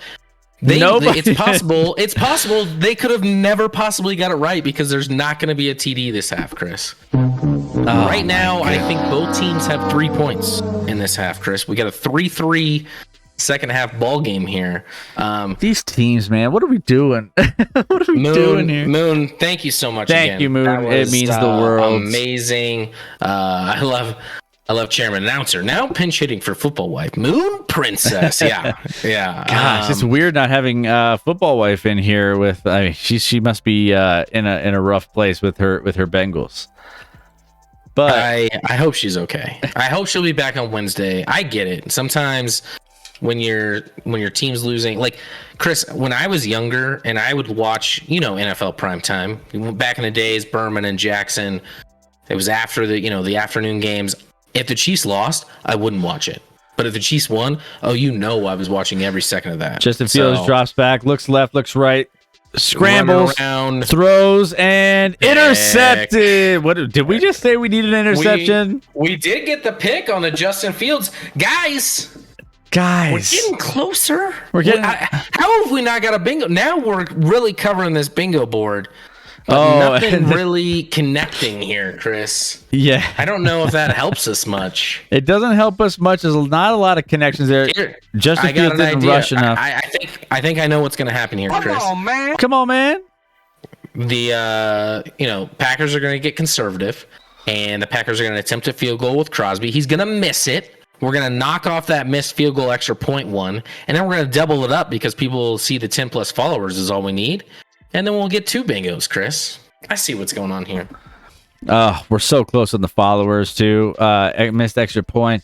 Mooney and Tanyan, Tanyan didn't get anything? I don't even know if those 2 guys existed today, Chris. Chris, I think I have more yards receiving than Mooney. Roger. Like legitimately. Oh my goodness. I think he's in the negative. Let me take a look at this, but I think he's at, unless he caught one in the second half that I did not see. No, Darnell Mooney, 1 catch, -4 yards. Chris, you and I have more yards receiving than Darnell Mooney tonight. Which is pretty crazy to say, right? I mean, we've been working pretty hard, right? I mean, I don't even know if they have well, here, look at, he's 7 of 11. What is this, 1937? How is your quarterback only attempted 11 passes? The Bears. When was the last time you remember, Chris, the Bears being good? so mean. How old do I have? I mean, I'm going on. Well, how old am I going to be? 34. I don't know if in my 34 years I've seen the Bears be good, at least that I remember. Well, the 85 Bears, you just missed the 85 I just missed Bears. the 85 Bears. So there's that. I remember them very vividly. I was born in 85, Chris, so I remember that Super Bowl very vividly. They were good, okay? They were very good. I watched that on TV. All right. So And people would be like, "Oh, don't forget they made the Super Bowl like back in like 2000, whatever that was, 7." And I'm like, "Yeah, but Rex Grossman was your quarterback. You weren't good. You weren't good." Aaron Rodgers may get us to maybe another bingo slot off the board here potentially, but they're just probably going to run the clock most likely. What else do we have to check? Can we do negative 35 yards for Justin? I wish I would have known that ahead of time. Oh, negative 35. Does that include the sacks? Yeah. Yeah. Devil Doc, this bingo board looks like my bingo lottery tickets everywhere but where I need them to win. No, we're just not piecing it together. It's all random, and it's like, what is this? Featured, throwing out all the sweet emotes. If you guys are here, hit that follow button, hit that subscribe button so you get all those emotes.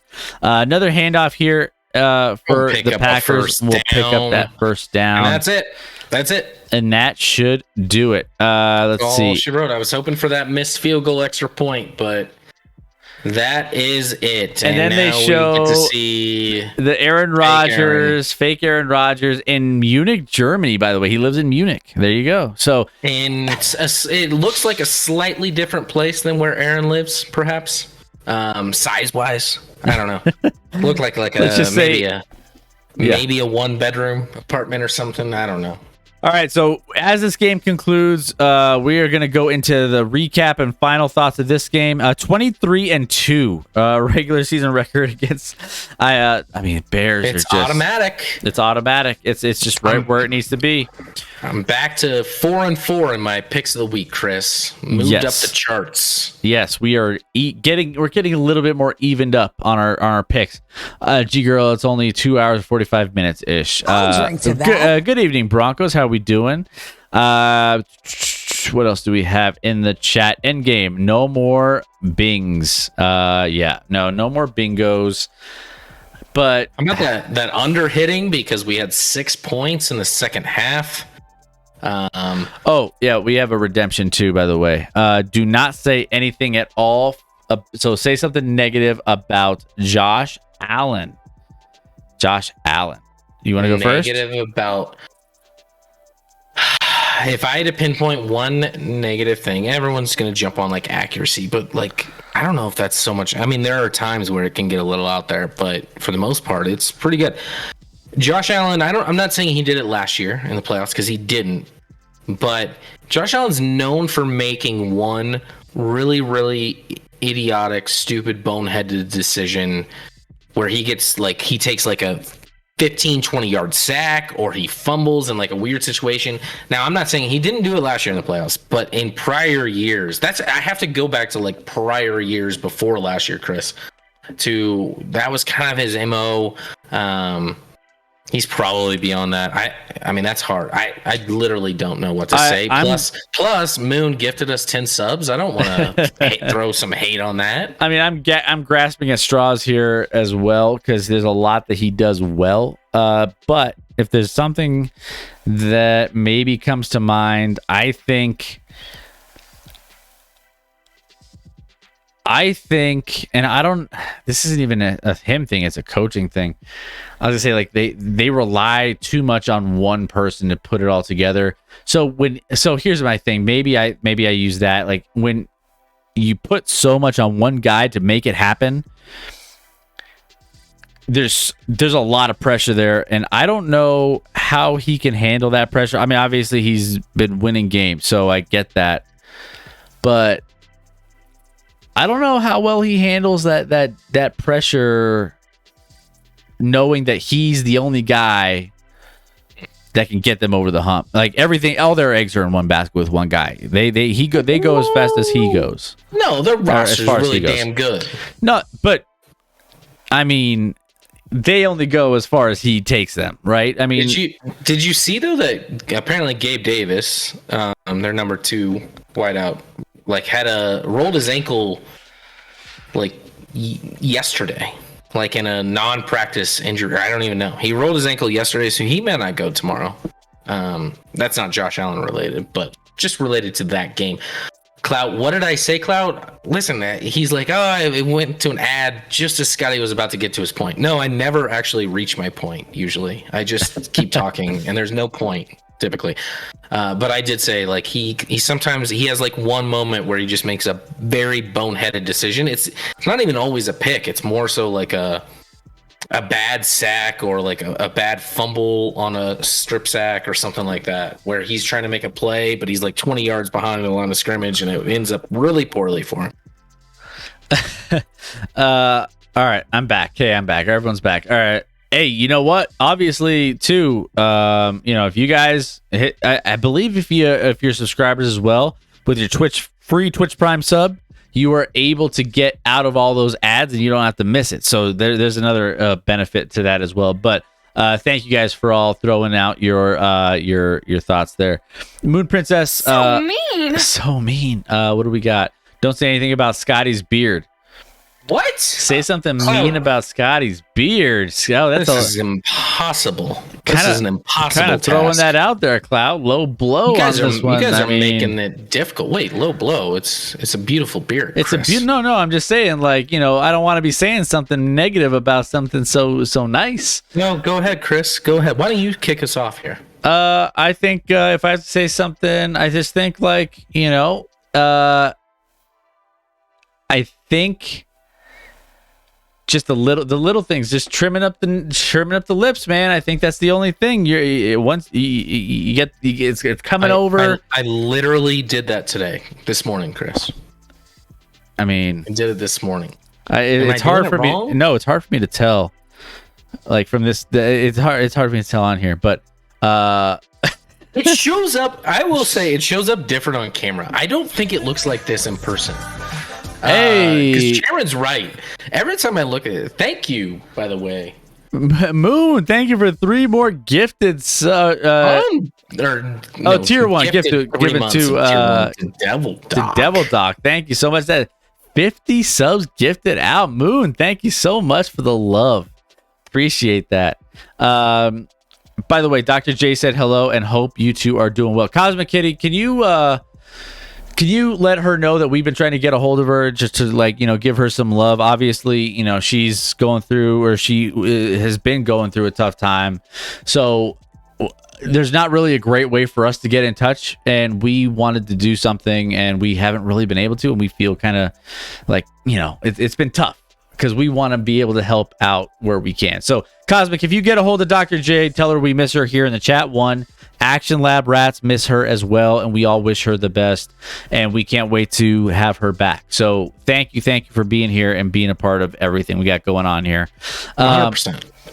Always enjoyed her and hope she's doing well, considering everything that's happened. I can't not imagine what she's going through. So hopefully she's doing all right. And I don't know. I don't know what to say. Honestly, it's tough.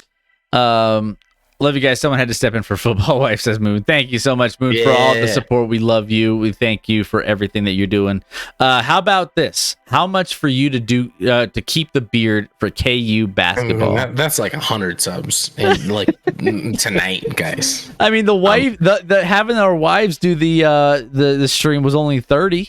I mean, 30. Oh, I didn't even think about we're closer to that though, Chris. What are we at? We're at 30. Moon's done some work. 10. We have 11 tonight. 11 tonight. Man. Come on, man. I don't know that I can. Hey! I didn't hear Scotty say anything bad about his beard.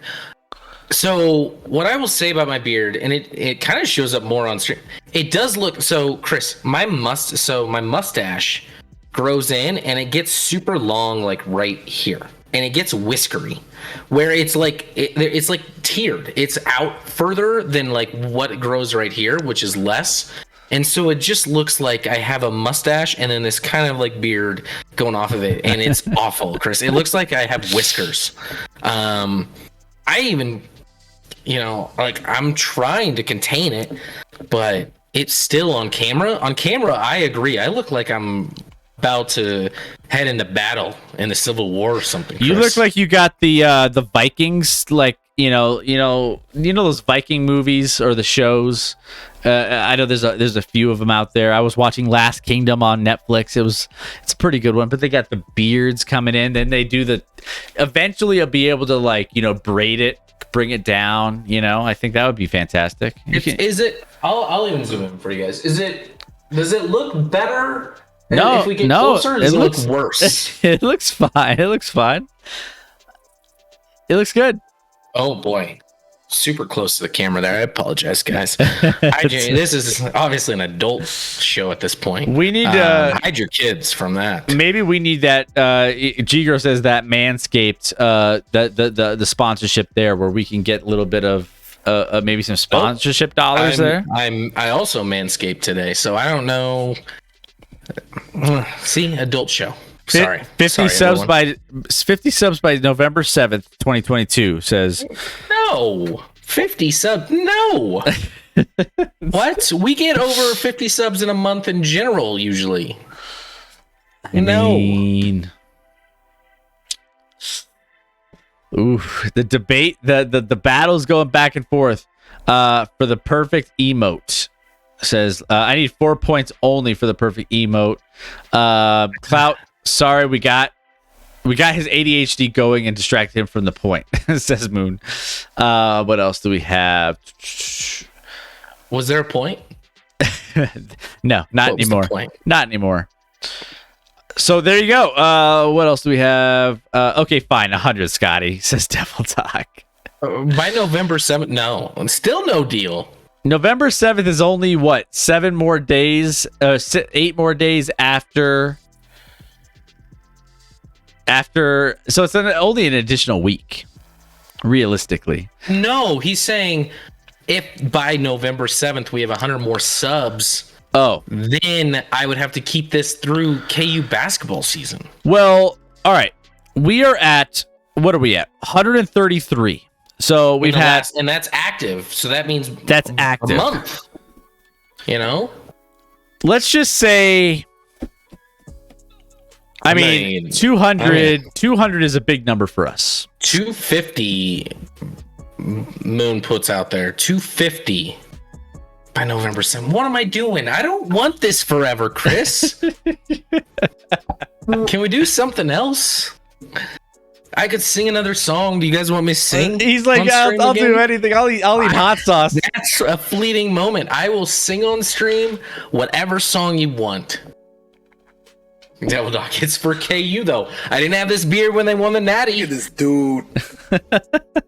I wasn't with a beard when they won that Natty. I was on the Twitch. Twitch had like a whole college basketball March Madness stream. I was on that. That was a big moment for the national championship game. Enjoyed that. Scotty, you must sing WAP then. What is WAP? Man. WAP, you don't want to know.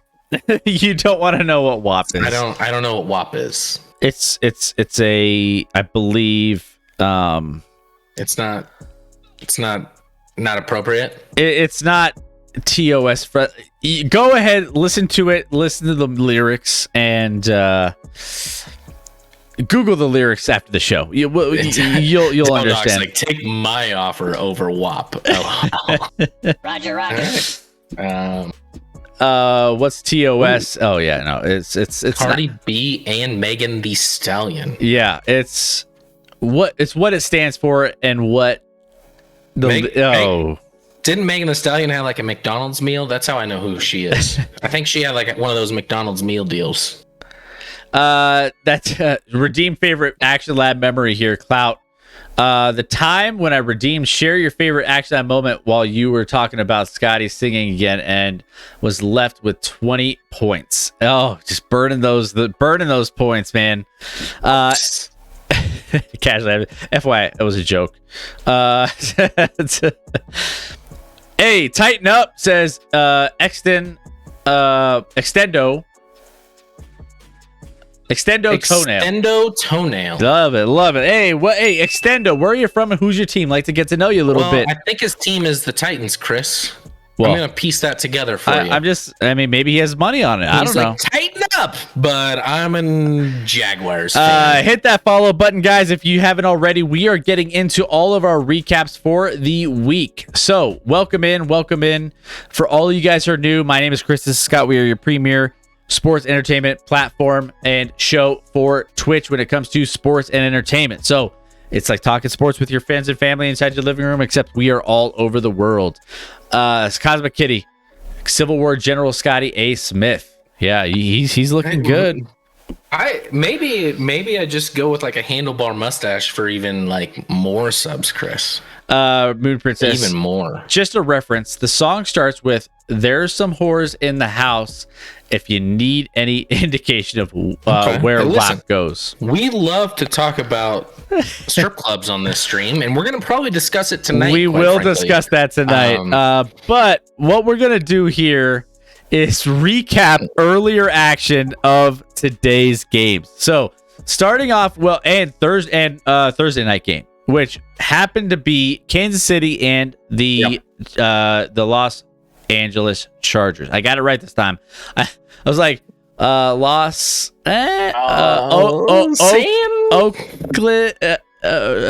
Wales Vagina Chargers, Chris. You just call them that. Yeah. So Chiefs, your boys, end up getting a win, 27-24. Chargers kept it close, but a lot of stuff in our Discord. If you haven't joined our Discord, by the way, we have a lot of stuff going on when we are not streaming, so you guys can talk with us about the games, share your moments whenever you're going to a game or having fun, watching sports. But Discord, ! Discord in the chat. I just threw it there. Join our Discord. We love to have you guys chatting with us, even when we're not online. So let's go ahead. Let's jump into this one. I'll let you run through this one real quick, Scotty, knowing that we kind of we have a lot of games to get to tonight, but this was a good, great game to start out the week. Yeah, we weren't on Thursday night, so I wanted to cover this briefly, but obviously a pretty fun football game on Thursday night, probably the best matchup of the week. I'm going to be honest. I thought the Chiefs were kind of sloppy in this one, especially offensively. I thought, our offensive line was kind of getting dominated. They sent people on blitzes, and they were able to cover us up.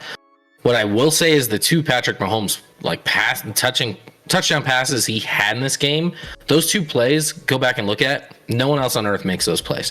Like the first one where he's rolling out to the right and like sidearms it after escaping a sack or two, and the next one where he steps up in the pocket and is like literally on one foot and just flings it 40 yards for a touchdown.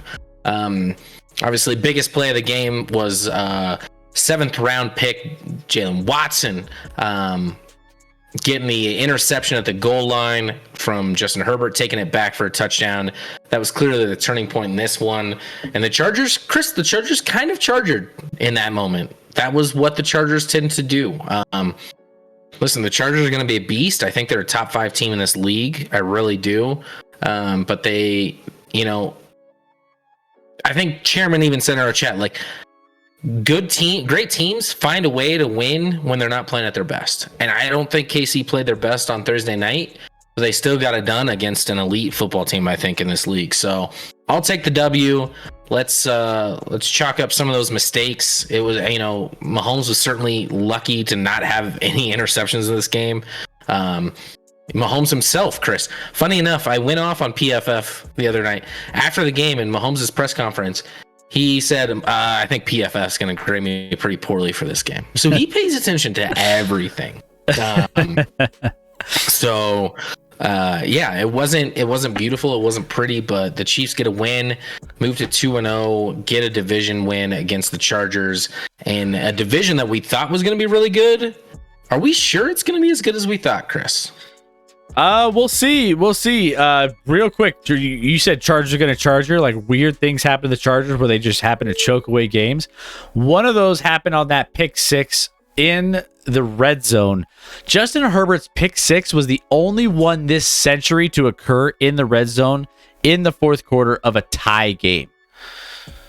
I think it was at the 1, but yes. Yes. So just throwing that out there. I mean, those are kind of stats that like you would lump in with the Chargers. But on the other side, the Chiefs moved the ball around a lot. 8 different Chiefs caught multiple touchdown passes caught multiple passes that night, tied for their most in a game in the Patrick Mahomes era. The other instance came in week 3 last year, also against the Chargers. So, Chiefs, getting a lot of love, spreading the ball around. You lose Tyreek Hill, and you get this is what you get, right? You get, the ball moving around a little bit more freedom. You don't have to force it into a guy like Tyreek.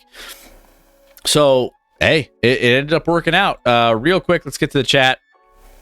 They want me to sing Weird Al, Chris. I'm all about Weird Al. Oh, I grew up in like Weird Al's like pinnacle of existence. I know Amish Paradise very well.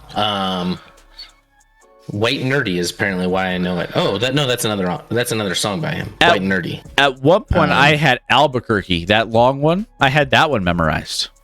I don't know Albuquerque. Oh, it's like the 13-minute song. It's super random. It's crazy. But Weird Al song would be perfect, says Broncos.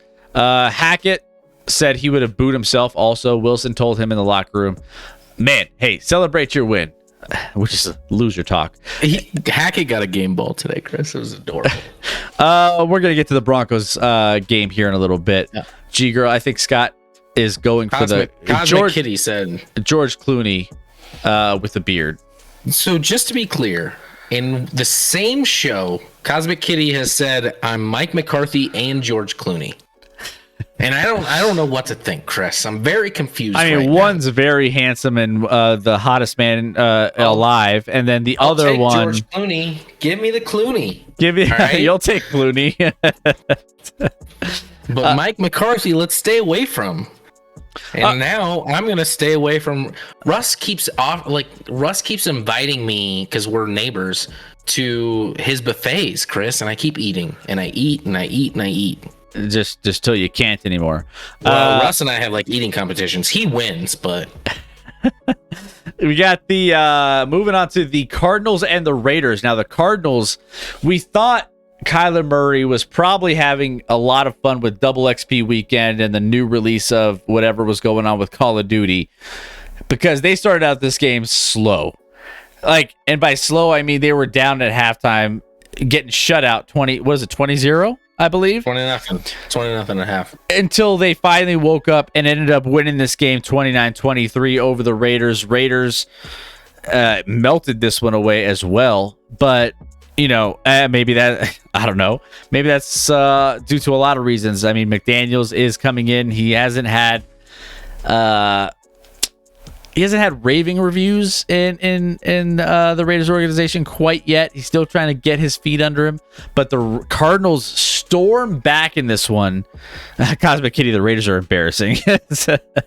Yeah, they gave this one back. They gave this one away to the Cardinals. Cardinals ended up taking this one 29-23. Yeah, I mean, Chris, this one was never in doubt. The Raiders were in control. All of a sudden, you get to a point. It was even 23-7 late before back-to-back. The last 2 drives of the game for the Cardinals. Not only did they score touchdowns, but they got 2-point conversions on both of them to send this to overtime.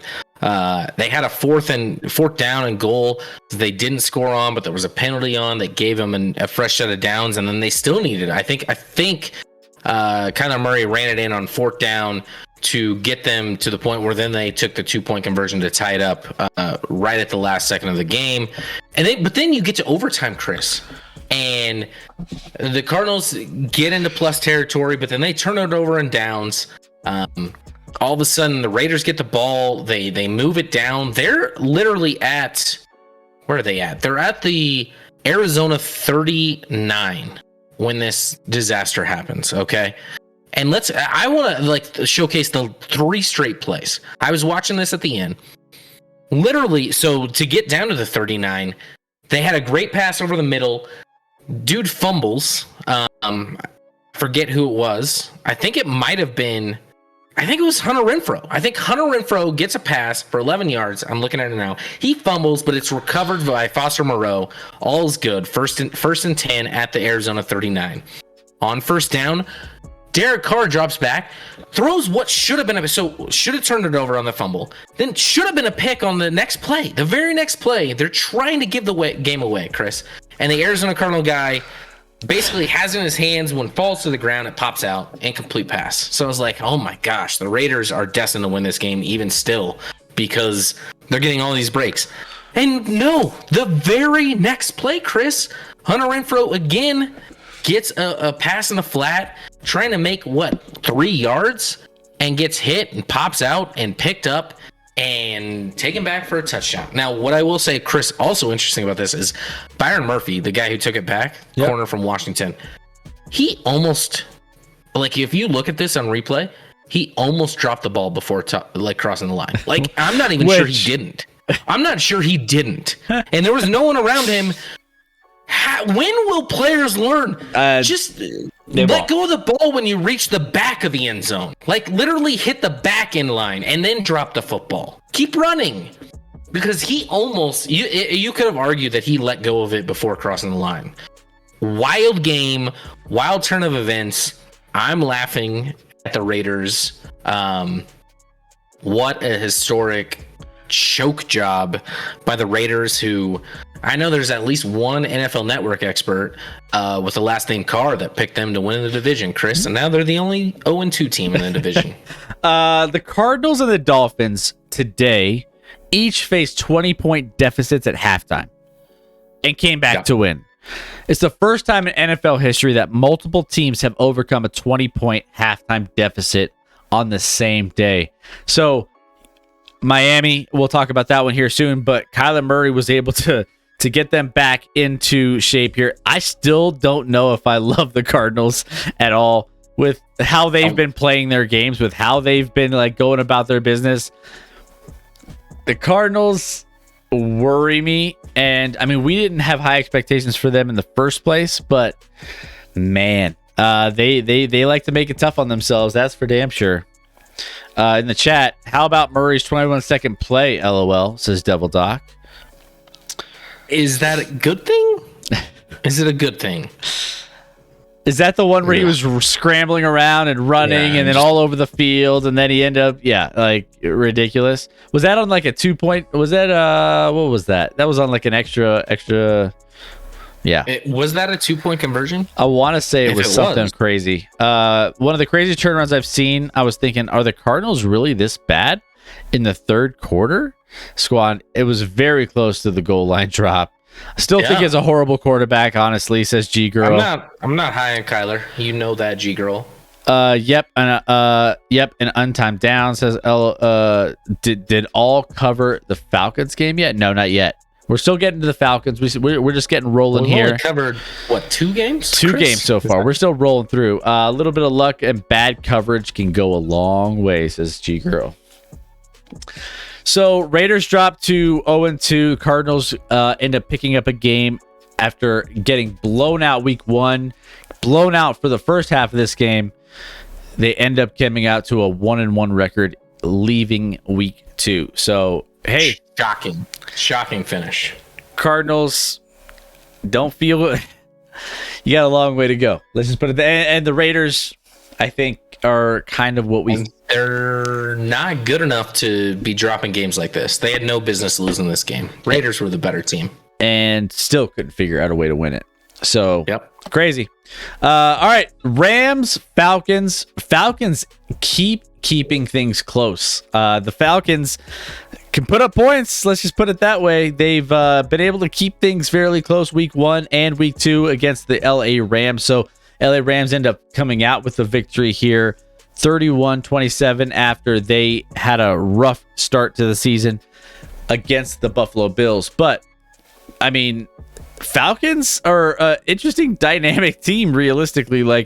I was keeping tabs on this one a little bit, and I was just like, man, for some reason they just keep putting up points. They just can't ever be ahead when the game clock goes to zeros, right? Mariota, 2 touchdowns, 196 yards, 17 of 26. Patterson, 10 carries, 41 yards. London, 86 yards, 1 touchdown. Great for my fantasy team, so I'll take that. But yeah, the Rams come away with this one. Henderson, again, Akers, Bueller, he gone. I don't know where he. I picked up Henderson in one of our leagues, though, Chris. So love that. Now, Cam Akers had 15 carries, 44 yards.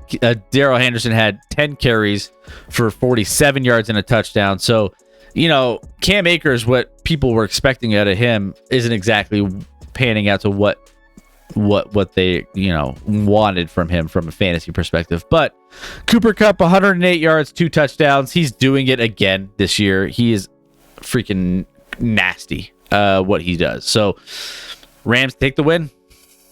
I mean, Chris, this one was 28-3, and this was a clinical course on what not to do from that point on when you're up 28-3 by the Rams. I mean, the Rams were dominating. This game was over. I had the Rams in one of my I'm in 2 survivor pools.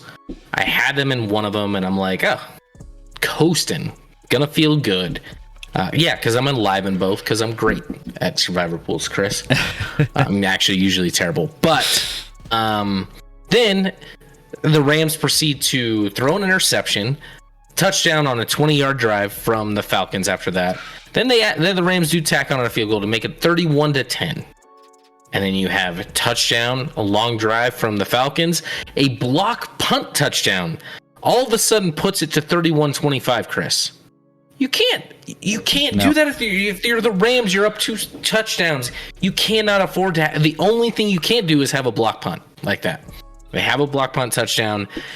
What do they do next? They fumble the effing football, Chris. 3 plays, 15 yards, fumble, sets up the Falcons with a chance after being down 28-3 to win this game. Legitimately win this game. Mariota does throw a pick in, right at the goal line. Not a great pass, not a good look.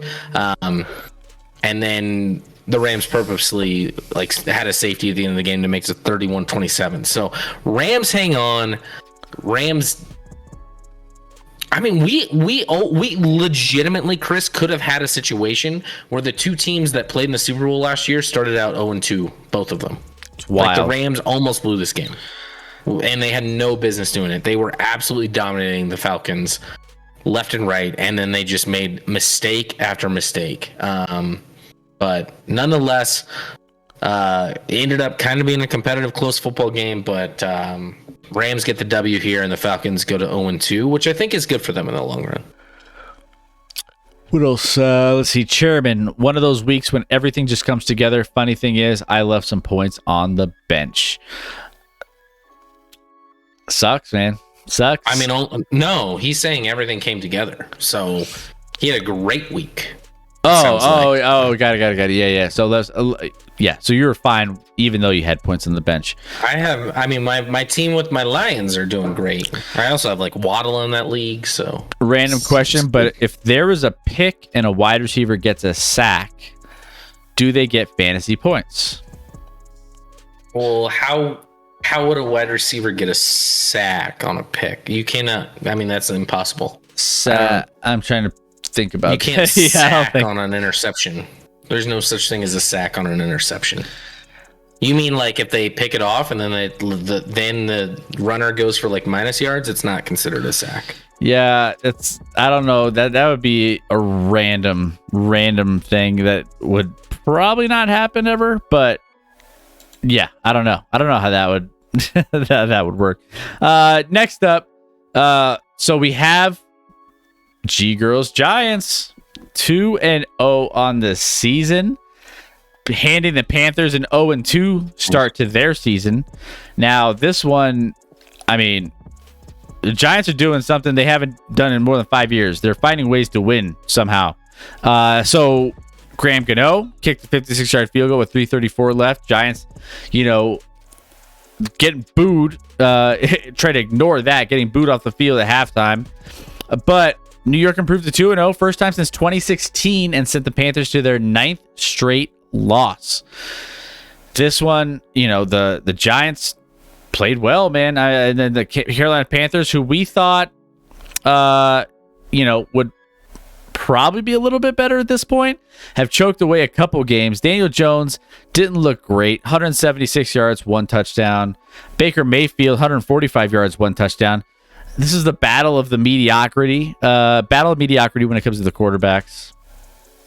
No, they're not mediocre. They're not quite there yet. No offense, G-Girl. Daniel Jones isn't mediocre. I thought Baker was going to be better. Baker's been trash so far in Carolina, frankly. I mean, you look at the numbers of this game. Chris, I was like, this is probably going to be the ugliest offensive game of the week. And your Broncos and Texans said, not so fast. Yep. We'll get involved here.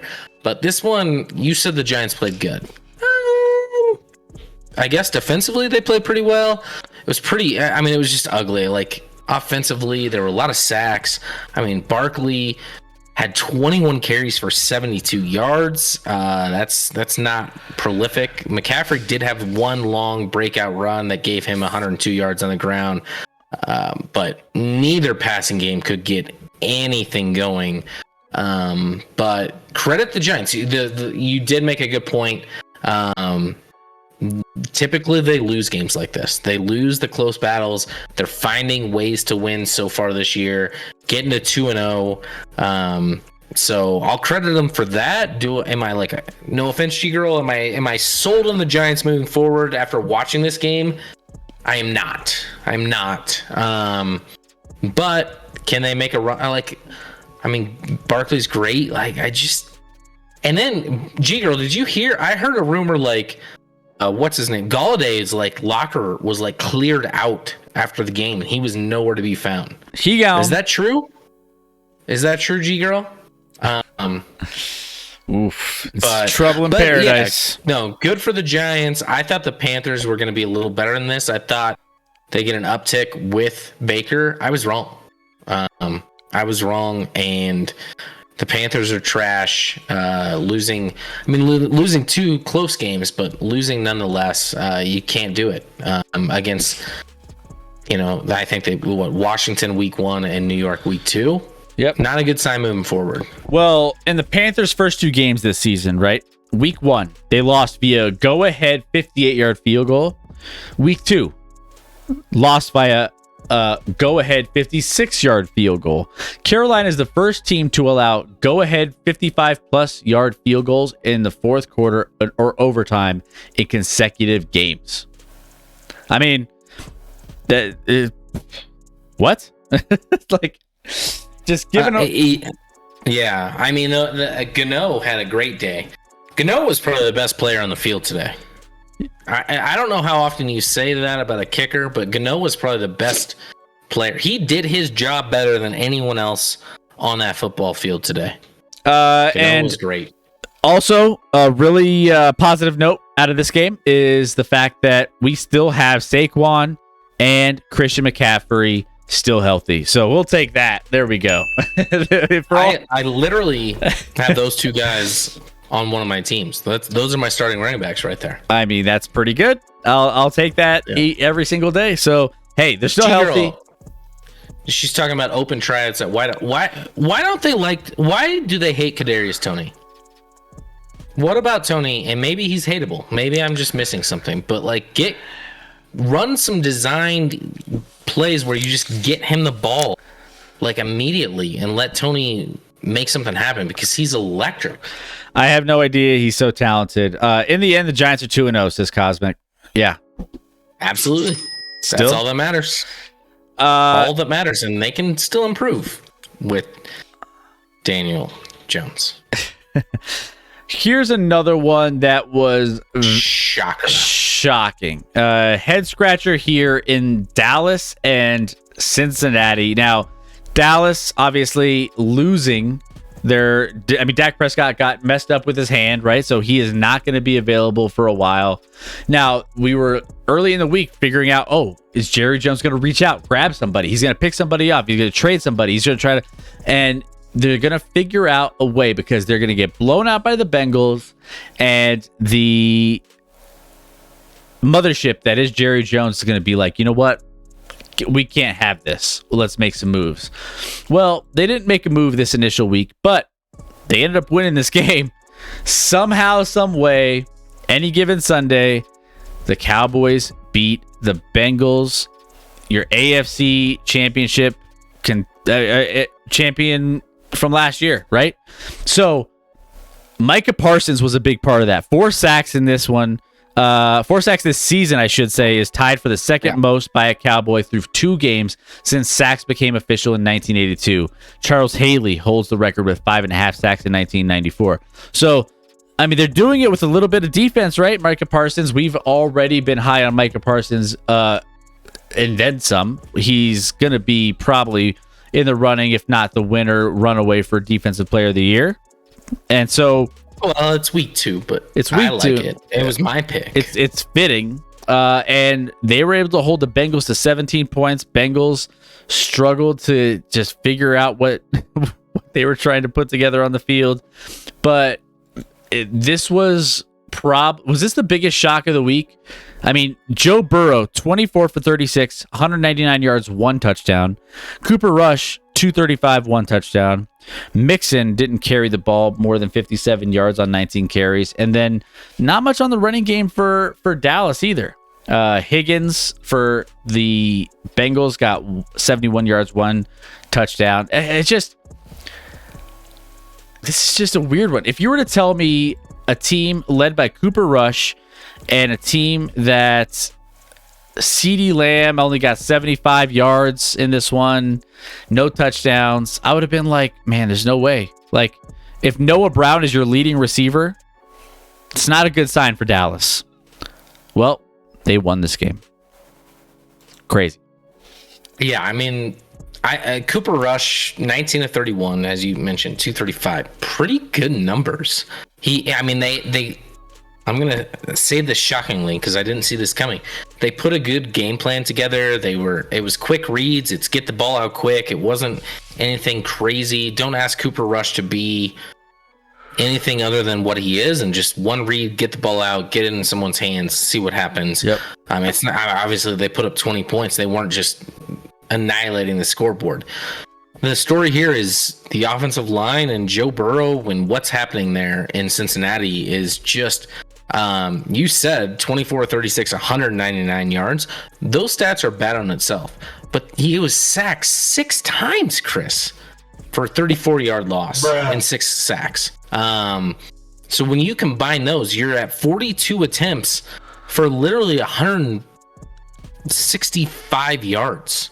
42 attempts passing with Cincinnati and that offense for 165 yards. That's anemic. That's awful. They couldn't do much on the ground either.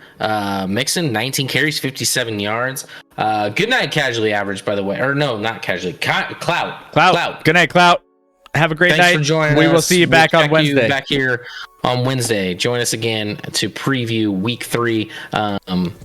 Thanks so much. Casualty average, hey, seems like the backups have more chemistry than Carr and Adams. Yeah, like, I don't know what's going on in the league. The league's been weird through 2 weeks for sure.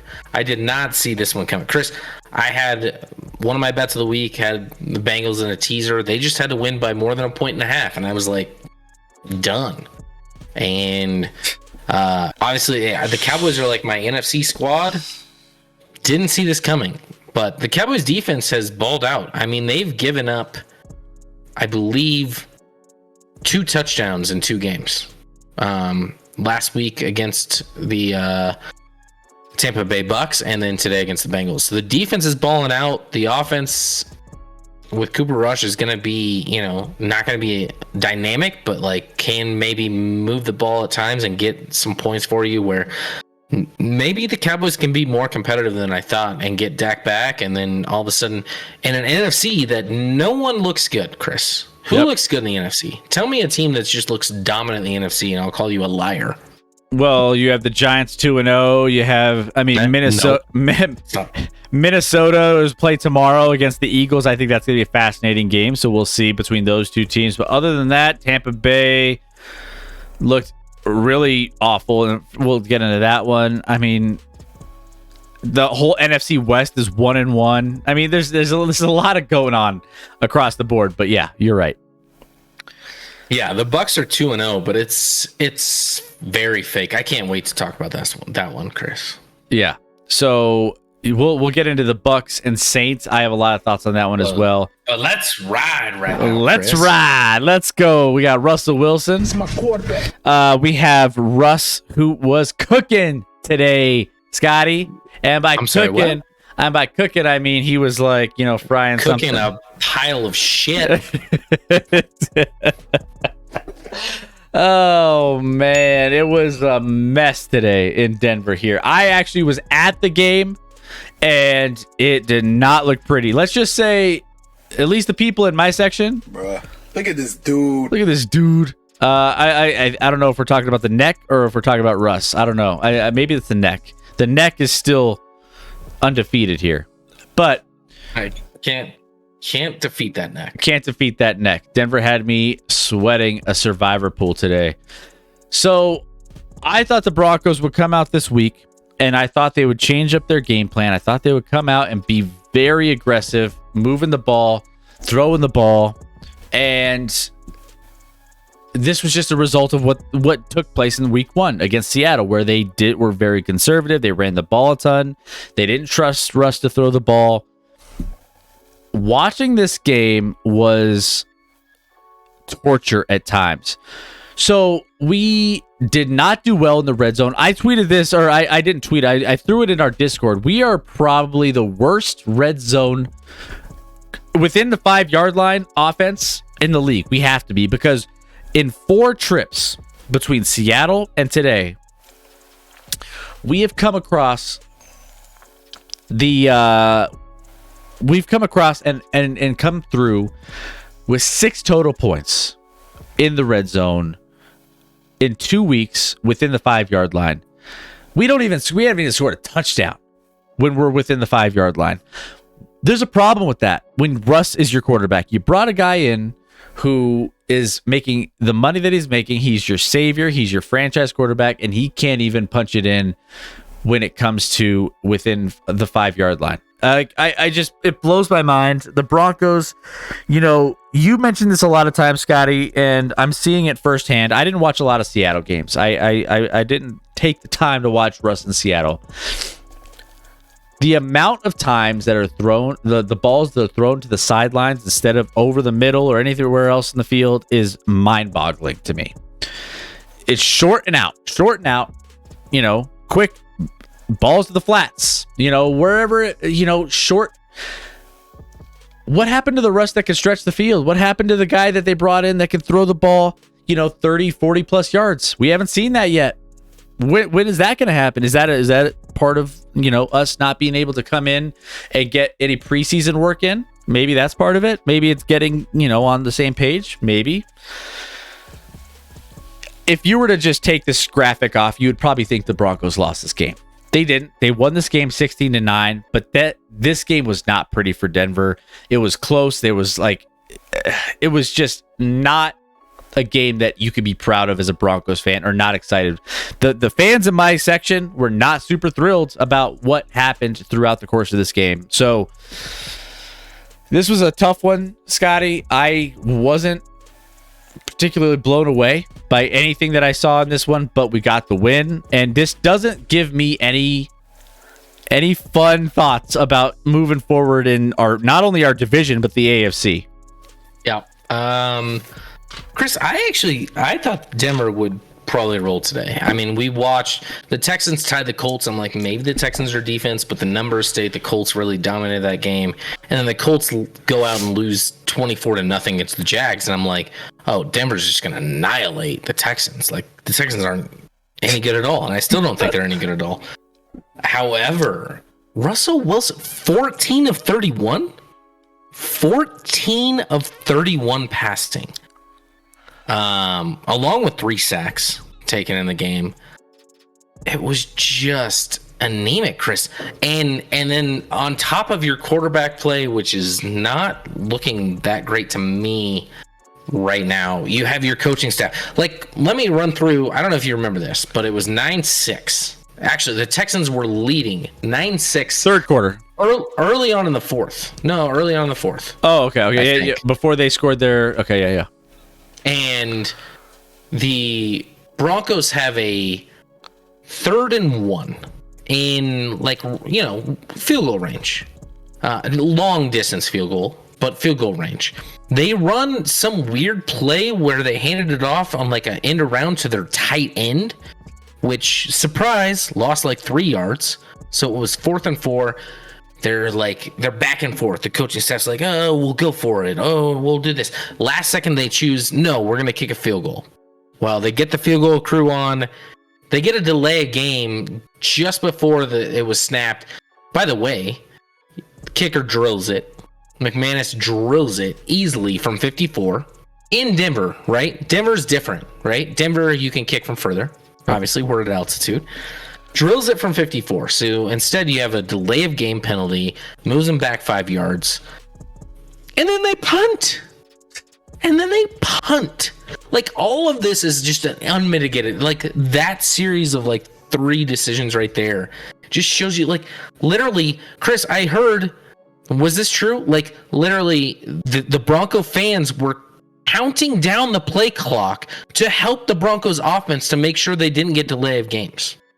Did that happen? I didn't hear that specific. I heard a lot of the. I read that. I heard a lot of the boos though. There was a lot of boos with the play calling and with boos. Can you imagine, Chris? Boos. You add Russell Wilson and you're booing your offense in the first half of his first game at home. It's pretty rough, huh? Bruh. Yeah, it was just Russ looks cooked, by the way. I can't. I don't know. I don't know what's worse is that whether it's if there's some stuff going on with how the coach is calling these plays or how Russ is executing them or both. Maybe I don't know what percentage is what, but we have issues. We have issues at the coaching level and we have issues at the quarterback level. I don't know if these are things that are going to get worked out over the course. I mean, the easy we're not looking good with the rest of our schedule here. I mean, we had the easy ones off the board, Seahawks and Texans. Now we get into Niners, Raiders. I thought the Colts was going to be a tough game. Not anymore, probably. But are you saying you look that much better than the Colts? I'm saying, don't get me started on the Colts right now. The Colts are dead to me for now. You look the same as the Colts. But the Colts are problematic. Then we got Chargers. Then we have a couple, Jets, Jaguars, Titans. I mean, there's a Panthers down the line. Either way, you're trying to get the easy ones out now. I mean, these are preseason games in reality. Let's put it like it is. Like for Russ, for our coaching staff, these are the preseason games for them. But it's not looking good. It's not looking great. How is Jerry Jeudy? Non-existent. Jerry Jeudy only had. No, he got hurt, Chris. Jeudy got hurt. He went out with a shoulder. Surtain got hurt. Your boy, your Jersey right there. He went out with a shoulder injury. Both of them were out for most of, if not all, the second half. I'm trying to think of when those injuries occurred. Cuban, why did they give this guy a huge contract without seeing him play when he still has 2 years left on his current contract? So far, it looks like Flacco isn't really still in his prime again. Like, the reason, Cuban, they had to do it is they gave up so much draft capital to get this guy. You can't... It was almost safer to give him the contract before seeing him play. Because as a GM, you're like, oh, well, you guys all love this. Like, we thought we loved it. We gave up, all these first-round picks and second-round picks to get this guy. You can't give up those amount of picks and then have him be here for 2 years and then be like, sayonara. Nah, you gotta keep him longer, and unfortunately, you're gonna pay him.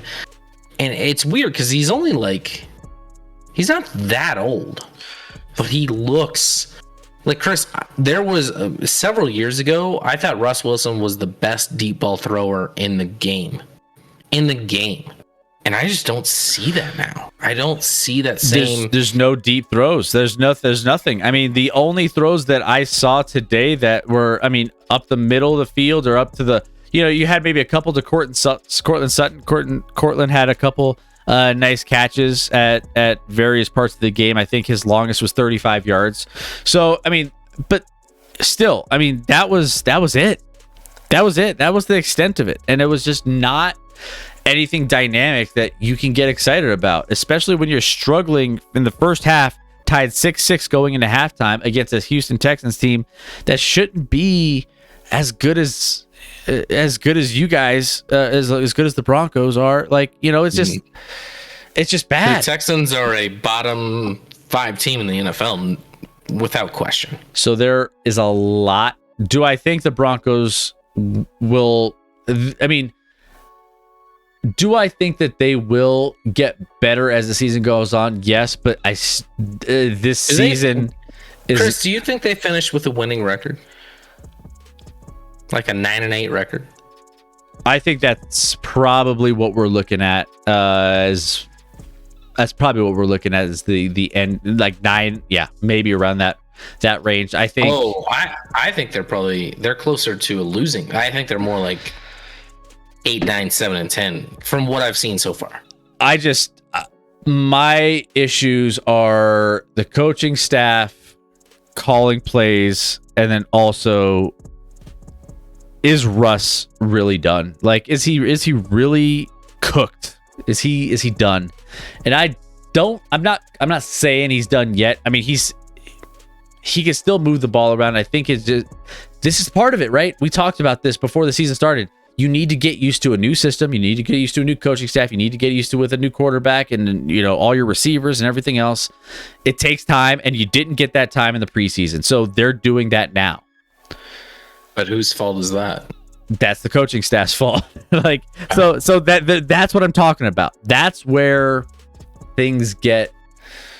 Yeah. I mean, this might be a throwaway season, and maybe it's on to the next season, and it's like, all right, well, now let's see what we got. I mean, next season. Literally, people are already calling for his job, Chris. I wouldn't go that far. Well, of course it's not going to happen. Sure. But there are people out there that are like, this dude has to move. And who is surprised?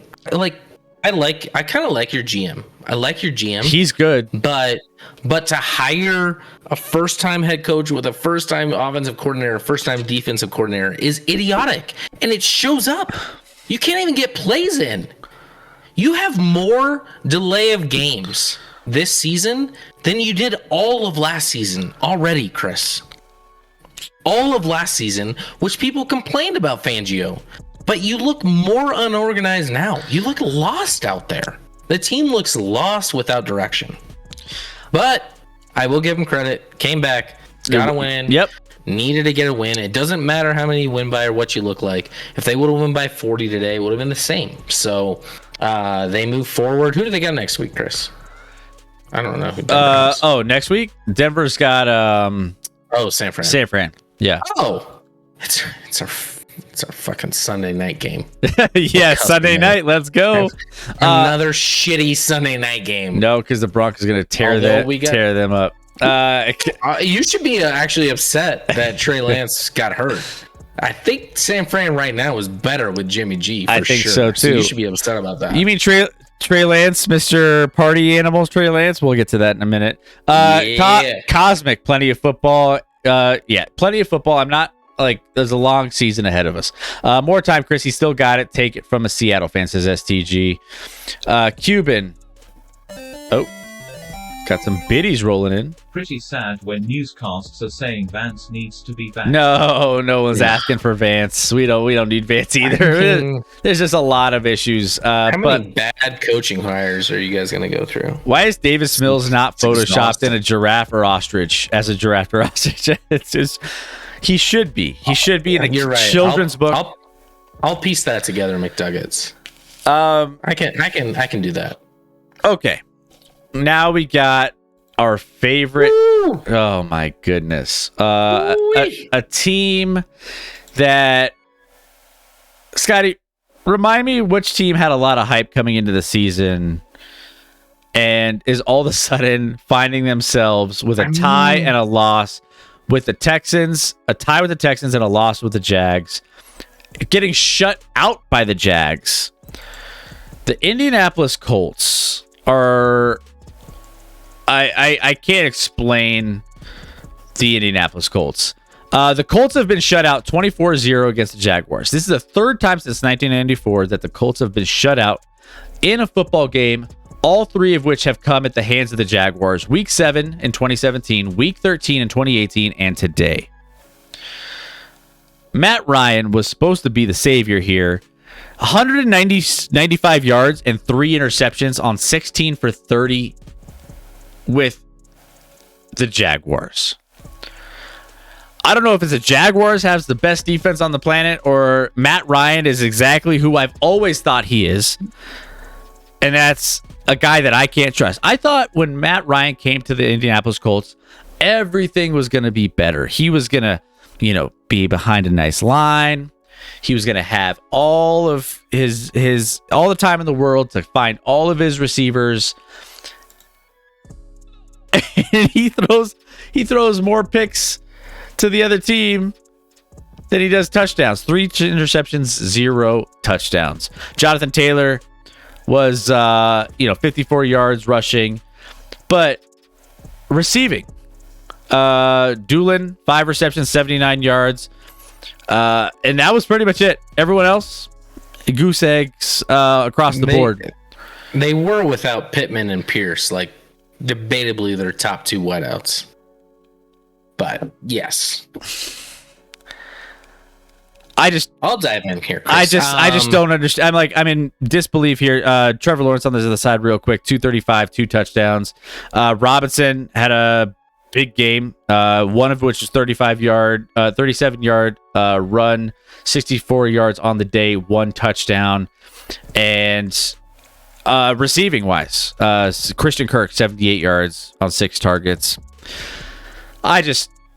I'm done with the Colts. I'm not done with the Colts. I'm done with Matt Ryan. I don't think he is he's exactly who I've always thought he is. And I'm just hopping off that bandwagon. I was on it for like 2 days and I'm off it. I'm done. Well, let me real quick tell you something that Matt Ryan has achieved that Russell Wilson has not. MVP of the league, Chris. MVP of the league. I forget about that. And not to mention that Russ has never even got a vote for MVP. Not that he hasn't won, he's never got a vote. But I'll move on. What has that gotten Matt Ryan in the grand scheme of things? Well, he choked away a 28-3 lead in the Super Bowl. That's what they got him. Yep. That was his MVP year. Yeah.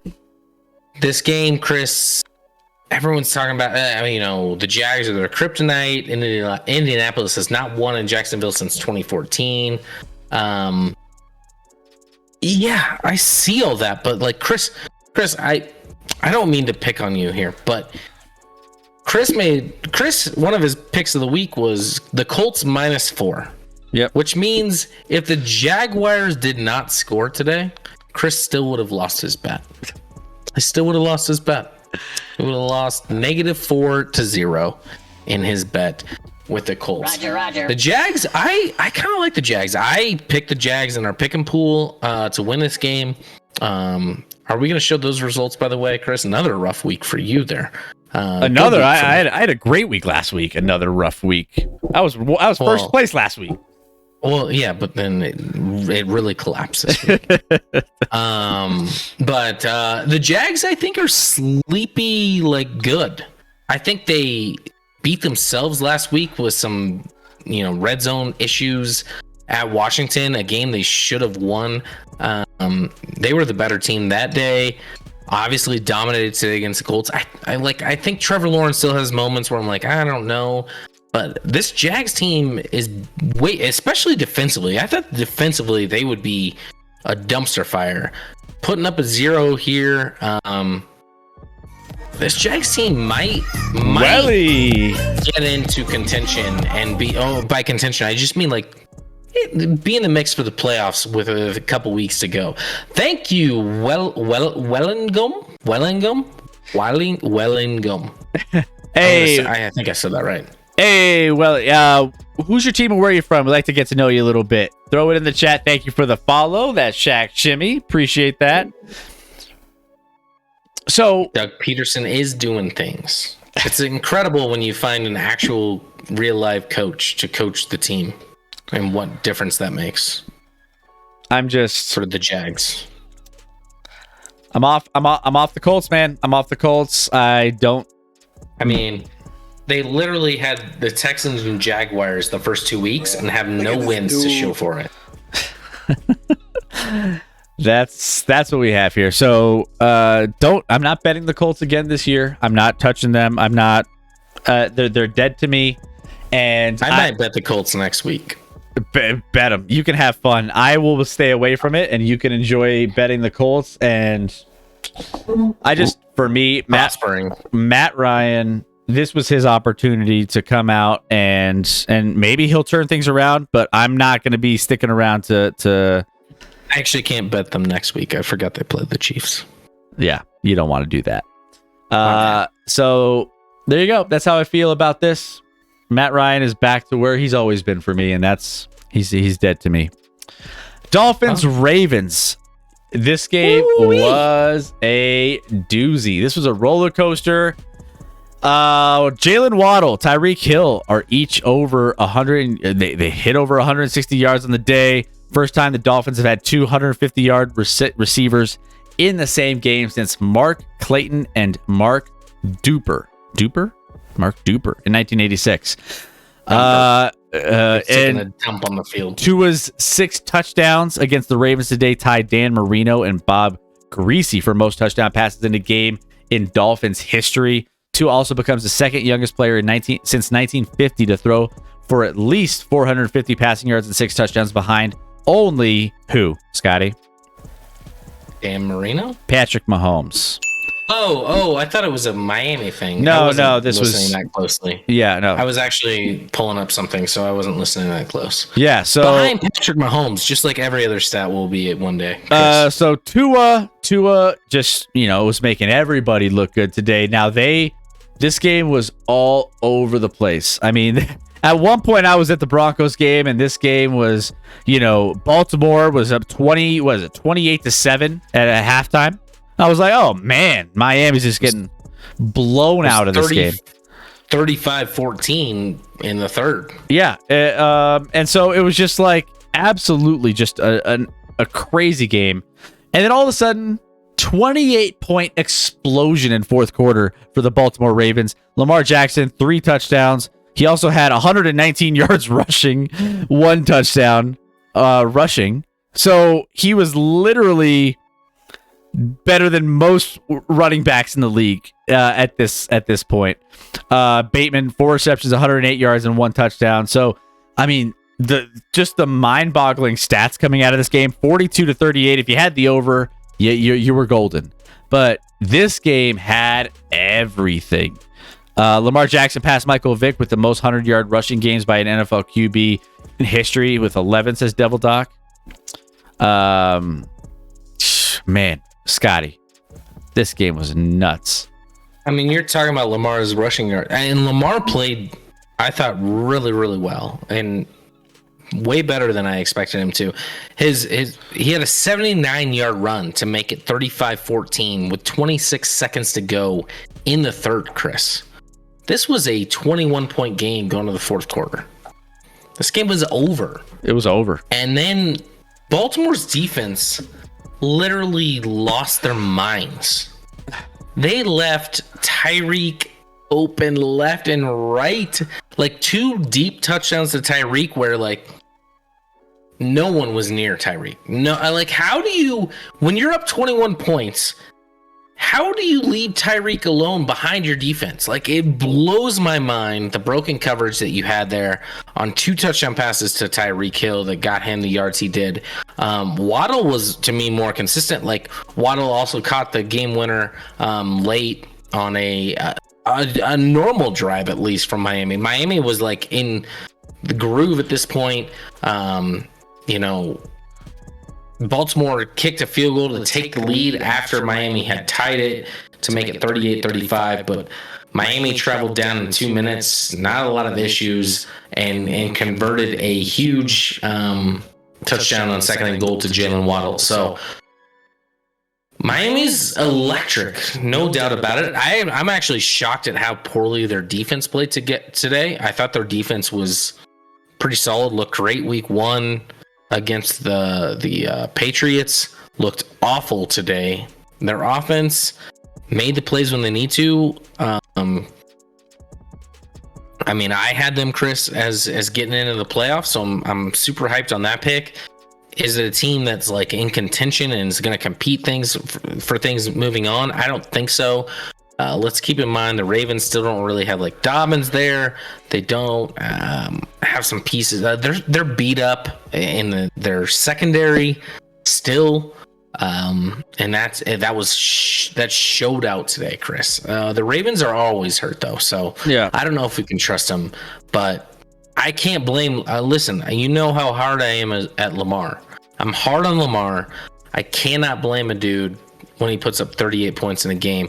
Granted, I took the under in this game, Chris, which was an awful pick. I knew it was already over. The Ravens took the opening kickoff back for a touchdown, Chris, and I was like, all right, it's over. I'm not hitting that under. It's done. And then it was done by a lot. The under was like 44, and the Dolphins almost covered it. So neato. That was just a blowout altogether when it came to the under. But I mean, one of the things that we were looking at coming into the season was, what is Tua? He has zero excuses this year. In 2 starts so far, he's got a passer rating against New England, a passer rating of 104.4 with, a touchdown and 270 yards passing, 69, almost 70% completion percentage.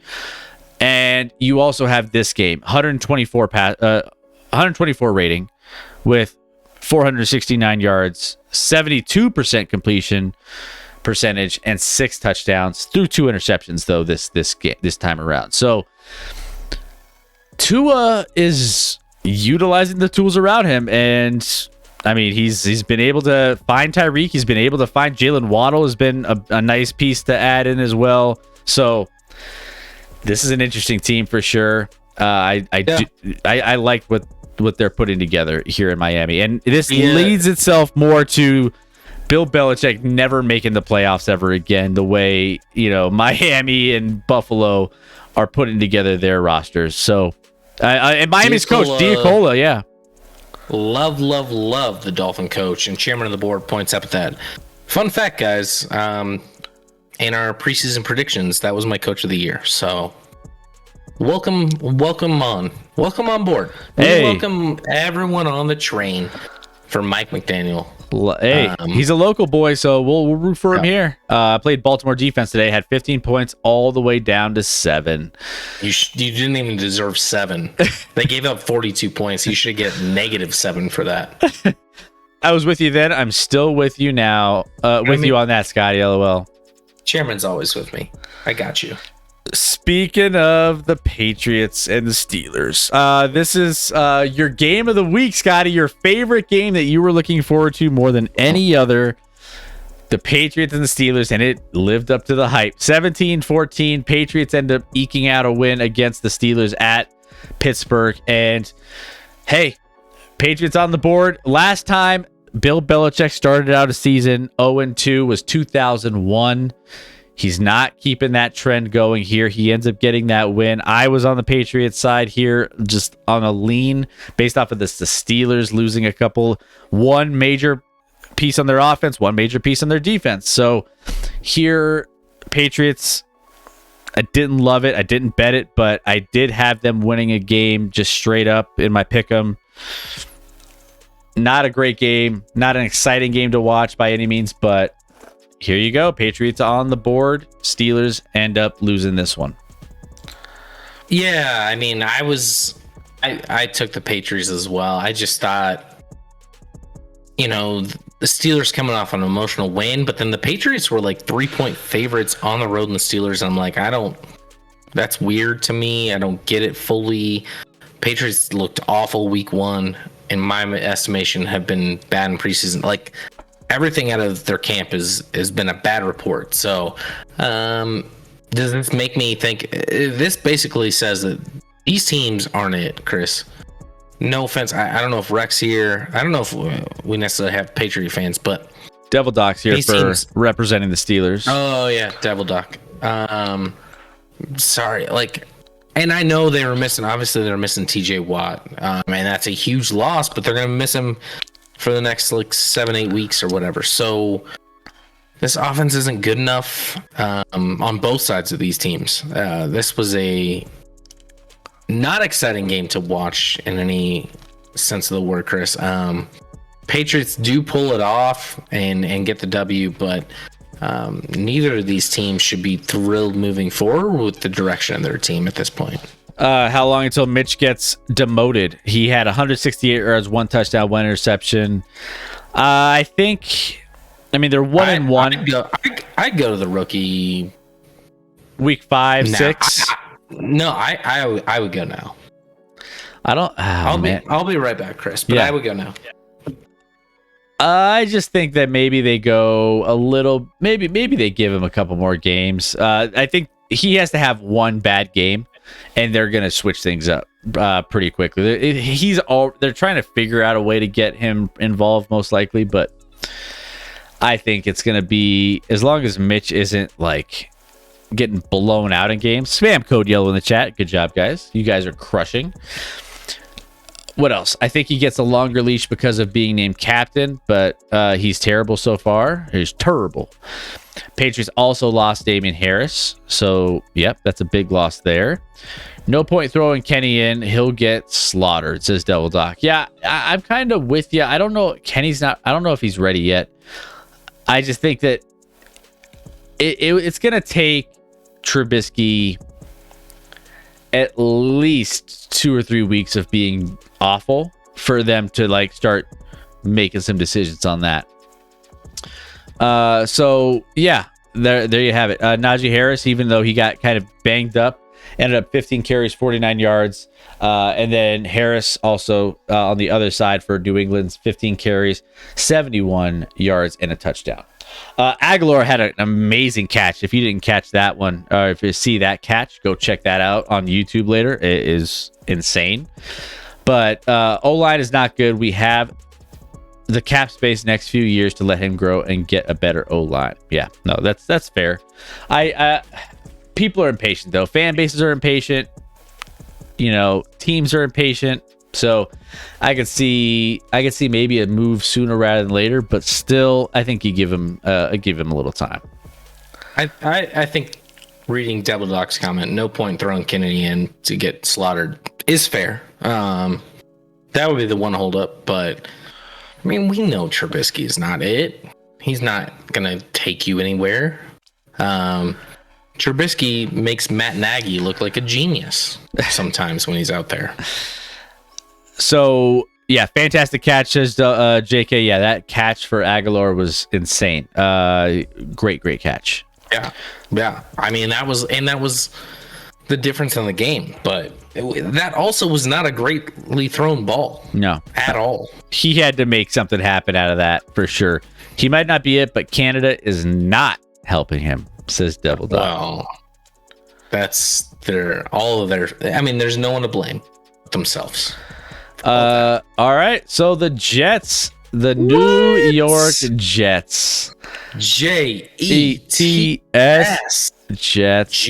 Jets. We're clearly not Jets fans because we delivered that very brutally. Yeah, we're not great with that. But the Jets end up winning a game against the Browns. The Browns, 31-30. The old man Joe Flacco had a career day.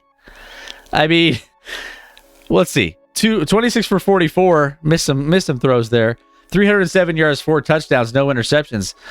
Old man Joe getting it going, rallying the Jets to a stunning 31-30 comeback over the Browns. Now, This game was tied 14-14 going into halftime. Then, Cleveland comes out third quarter, no points outside of a 3-point field goal for Cleveland. And then everything explodes in the fourth quarter. New York Jets score 17 to Cleveland's 13 and end up winning by 1. So, Hall for the Jets, rookie, gets 50 yards on 7 carries. Chubb has an insane day, 87 yards, 3 touchdowns on 17 carries. So pretty solid there. Amari Cooper for the Browns ends up getting 101 yards, 1 touchdown. Wilson on the other side for the Jets, 102 yards, 2 touchdowns on 8 receptions. So a lot of young guys getting some action for the Jets. Looking good. Chris, you were probably tailgating, so I don't think you fully saw the conclusion of this game. I did not see all of it, no. Chris, this was wild. So just to paint a picture for you, this game was 24-17 Cleveland, and they had a 1st and 10 at the Jets 12. The Jets were out of timeouts at this moment. 1:55 left. Jets were out of timeouts again, and a 1st and 10 from the 12, up 7 for Cleveland. And this leads me back to, I don't know if it was last year or the year before. I don't know if you remember a long run in a game where Nick Chubb ran it down deep, and could have easily scored, but he slid down before because him falling before the goal line guaranteed them win. Yep. Guess what Nick Chubb did? He scored a touchdown on that 1st down. He ran it in from the 12. So they're up 31-17 with 1:55 and no timeouts from the Jets. And Joe Flacco on the other side of the field. And then the Browns browned hard, Chris. I've never seen, I don't know, you should go and look at this second down play. So it's 2nd and 1 after a 9-yard gain or whatever. Flacco throws to Corey Davis deep down the right-hand side. Corey Davis isn't even running. He's standing still, waiting for the ball. That's how open he is. And then he just strolls into the end zone. Like, I don't know if all the Browns defense just got shot on the snap and had to fall to the ground, but that's what you would have thought had happened in this, Chris. Like, I've never seen a deep touchdown be so comfortable. Like, Corey Davis is just like, I'll just stop and I'll catch it and I'll just stroll into the end zone. But it was like, okay, all right, that makes it 30-24, no big deal. Jets have to get an onside kick because they don't have any timeouts. They get that fucking onside kick, Chris. They get that onside kick, and don't you know it, Joe Flacco marches him down, gets him a touchdown, a great pass, great design to the rookie, Wilson, who I think had 2 TDs in this game, who I wasn't overly high on in the draft, so my bad. Maybe. We'll see. But anyway, 22 seconds ago, Jets take the lead when they have no business having a lead in this game. And then Brissett throws a pick on a play, or they could have gotten field goal range still. Like, the Browns had timeouts. They were at their own 40, 45. And then Brissett throws a pick, seals it for the Jets. I mean, the whole world was cheering for the Jets here, right? Like, as they will against the Browns pretty much nonstop this year. So, love to see it. Love the passion on the Jets sideline. Chris, this was so cool. This was actually the biggest long shot of the weekend to come back, maybe. Like, the teams came back from 20. They came back from 14 with under 2 minutes to go with no timeouts. Crazy. Or 13. I guess 13, technically. But absolutely wild. Happy for the Jets. They've had some injury issues, and an issue of just losing in general. And Browns fans got to watch this in person, which I'm conflicted, Chris. I don't know how to feel about Browns fans. Like, I feel bad for them, but at the same time, I can't cheer for them at this point. They used to be the lovable loser, but now you have Deshaun Watson, and you just hate him. SCG, didn't Cleveland miss a PAT, or am I wrong? I don't know that for sure, but I definitely will check for you. So yeah, I'm gonna have to go back and check the end of this game to dive into like all of it. Like, I'll probably catch the replay of this one for sure to just like Chris, see. Just literally watch the Corey Davis touchdown. That's it. The one before they win it. Like, he's so ridiculously wide open. It's just incredible. When you're literally up 2 scores, like 13 points, and you let a guy behind you, I don't know if someone from a Jets fan from the field, like the stands, shot a BB gun and clipped like the corner and the safety in one shot to knock him over to make Corey Davis that open, but it made no sense at the time. Didn't Cleveland miss a PAT, or am I wrong? Says STG. I'm checking it. They only show field goals. I gotta get back to the play-by-play. Okay, that should be 7-14.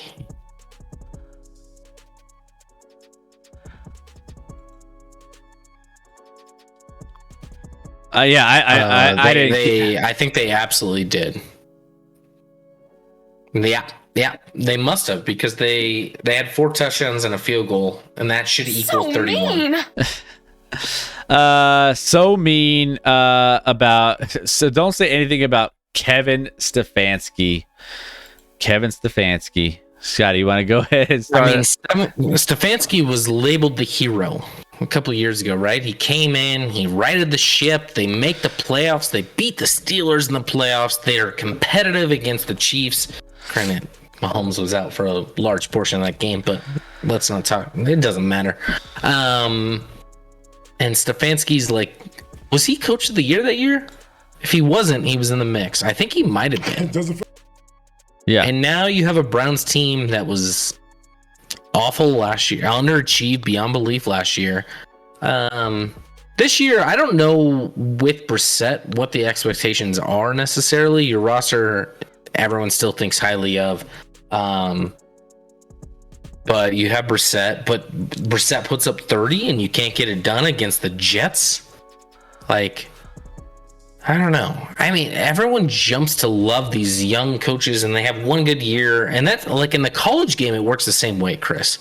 Like our uncle-in-law, I don't know what to call him, is talking about the KU's coach is like, he's going to get a new job instantly and he's gone. And I'm like, why jump off of 1 year? Like, why don't you wait to see, like, maybe it's the players for a year and then it's the resulting. And I'm not saying these guys can't be good coaches, but let's just settle down. Stefanski, I mean, I don't think he's terrible. Do I think he's like a coach of the year caliber coach? No, he's not in my top probably half of the league, quite frankly, but he won a coach of the year, so good for him. Yeah, I think he's a middle of the pack coach. I think he still has a lot to prove. So I feel like, you know, I think he'll be fine. I just think the Cleveland Browns are just the Browns, right? Yeah. And my point, Devil Doc, was if Chubb does not score there, if he just falls to the ground 3 times and they kick a field goal, that game's over. Yeah. So let's get to the next one here. We have the Niners and the Seahawks. The Seahawks are, again, who we thought they would probably be coming into week 2 against the 49ers. Now, the 49ers, I saw some crazy thing where, if you haven't noticed, Trey Lance has been in the news a little bit over the course of the last week. Mainly because he decided after that first loss of the season, just embarrassing loss to the Bears, there was a Twitter feed that said it's pretty impressive what he was able to accomplish after the game. Because after a loss, after all the press conference stuff, all the interviews, getting showered, undressed after the game, he was at a house party with a bunch of strippers and everything else, making it rain within an hour and a half after the game at like 4:00 p.m. that afternoon. And it was like, oh, well, I guess we see where things are at with Trey Lance. He's got the James Harden syndrome here. But yeah, so trying to console himself after a rough week 1, Chris. he's trying to do what he He did can. nothing illegal. No. You know what I found out this week, Chris, that I didn't. Well, I did not know, and I don't know if it was out there before this week. Did you know, leading up to the draft, he was dating Colin Cowherd's daughter? I did not know that. I did not. Right? How weird is that? There's conspiracy theories that he was only dating Colin Cowherd's daughter in order to increase his draft profile, with Colin Cowherd hyping him up. And I'm like, I'm not falling for that one. Like, why would any professional team like listen to like, well, what does Colin Cowherd think about our draft prospects? Like, no one's listening to Colin Cowherd at that point. No offense. I like Colin Cowherd. I think he's pretty entertaining. But no NFL team's like, well, developing our draft, what does Colin Cowherd think about these prospects? No one ever would say that. Yeah, and it didn't really matter here with what Trey Lance did in this game, because Jimmy Garoppolo ended up coming off the bench and taking over in this one because of an injury that took place through this game. So 154 yards, 1 touchdown for Jimmy G. Jimmy G just keeps winning games. Ayuk had 5 receptions, 63 yards. But the Seahawks, after all the hype after that week 1 game against Denver, in the last 6 quarters of play, since they started the second half of that game, have scored 7 total points in 6 quarters. And we're talking about, Geno Smith being like the comeback player of the year and everything else. 197 yards and an interception, 24 for 30. So Seahawks they came back down to earth here. The Seahawks they were grounded on earth in week 1. It was just an ugly win. It was just an ugly win, but they ended up getting handed a loss here. I mean, this game was 20-0 at halftime and didn't get much better. 27-7 was how this one finished. Yeah, Trey Lance is now, after lost a strip club or not even strip club. I think he brought him to him. And now done for season, Chris. Officially, he has kind of like the Dak Prescott injury from a couple years ago, where like you don't even notice that you've like it's a bad injury. It's not Alex Smith level, at least, so it's not to that level. He should be ready to go next year, but he's done for a year. So all of a sudden, it's back to Jimmy GQ. How awkward does it get if like Jimmy G leads him to another Super Bowl or even wins the Super Bowl? Gets super awkward in San Fran after that, but I don't think they complain if he won a Super Bowl. I don't know. This one kind of went the way I thought. Like, San Francisco wasn't dominant on offense, but they made enough plays, and Seattle's offense was terrible, as we know it should be and is. I think Seattle, roster-wise, might be the worst team in the league this year. So not a lot to look forward to in Seattle. Does this make me feel great about San Fran? I do think they're better off right now in the immediate future with Jimmy G. I think they're a better team with him.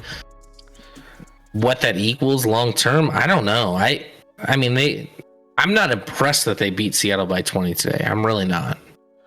Yeah, I mean, I think Jimmy G is the better quarterback there. I mean, all he did was win games. Like, he's definitely better right now. All he did was win games. I mean, he took him to the NFC Championship last. I mean, he wins games. Like, so I think that there's just like the hype around what they gave up for Trey Lance to, try to get somebody that's young and flashy and everything else. I get it, but I mean, if you're trying to win now, I think you're right, is the fact that he's giving you the better chance to win now. And now, do I think the ceiling is higher for Trey Lance? And do I think that, there's a longer term solution there? Yeah, I think that, Trey Lance overall is probably going to be the better long-term solution. But right now, if you're trying to win, he's giving you a pretty good shot, and he starts it up with Denver coming up Sunday Night Football. Coming up this a week from today, where we will be covering it live here in the Action Lab. Another shit game on Sunday night. What are we doing? Dark Sage, what's going on? It's been a while. Hope you're doing well. Missing Chicago Bears last seen somewhere in the Midwest. If located, please call the league office or 1-800 I found the Bears. Yeah, no, I mean Bears.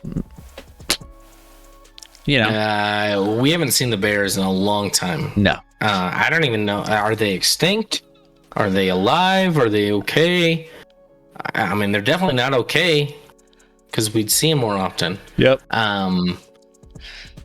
Yeah, casually average. There was no reason to rush this. You're getting fairly close with Garoppolo and their worst QBs that have won Super Bowls in the past. Yeah, I think they just were like, if we can improve that. I think they felt like that was their biggest issue, was the quarterback position.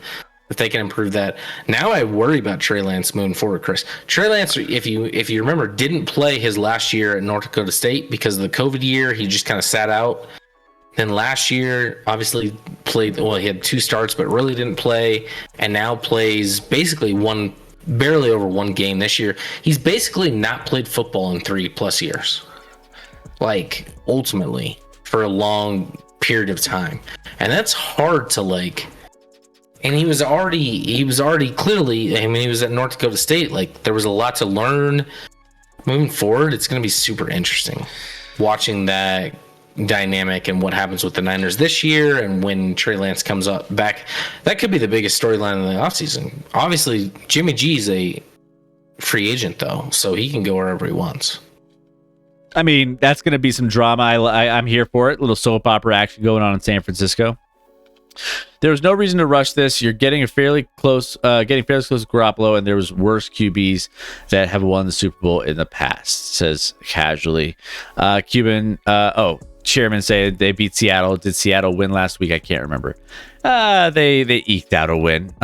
They figured out a way. There's a will, there's a way. No, there's no way Seattle won last week. No chance.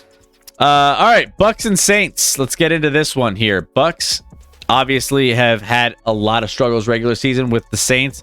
Saints, I mean, 4-0 in the regular season against Tom Brady, and that streak has ended. They did lose to the Bucks today. This was a slow roller of a game, right? I mean, what was it? I think disgusting game. At one point it was 3-3. It was 3-3 in the third. It was like the most ridiculous game. And then Tampa Bay ended up, kind of separating themselves, scoring 17 in the fourth, where New Orleans only scored 7. Jameis Winston, 236, 1 touchdown, 3 interceptions. There's a good old downside of Jameis Winston when he's not good. That's what, we always know. Jameis Winston's like Bitcoin. He could be like, super high one day, super low the next. So he just didn't have a great game today. But Tom Brady, 190 yards, 1 touchdown, 18 for 34. I couldn't say that that's super spectacular by any means either. Fournette, 65 yards on 24 carries. Mike Evans, 3 receptions, 61 yards. So, yeah, this one, Melvin Ingram came back. He's in there. He's in the mix, 10 carries, 60 yards. Still, I mean, I'm looking at this. Yeah, the New Orleans just struggled. Look at the box scores, just couldn't get anything rolling with Jameis Winston, especially with the 3 turnovers. Neither team could get anything rolling in this one, Chris. Both offenses looked an unmitigated disaster. But this is the game I was actually talking about with the officiating, Chris. I mean, I was watching Red Zone, so I wasn't only watching this game. But every time it came to this game, first of all, miserable to watch. Tom Brady is so miserable in life right now, and he's taking it out on the field, Chris. Every time he doesn't complete a pass, he's yelling at his teammates, he's yelling at his coaches, or he's yelling at the officials.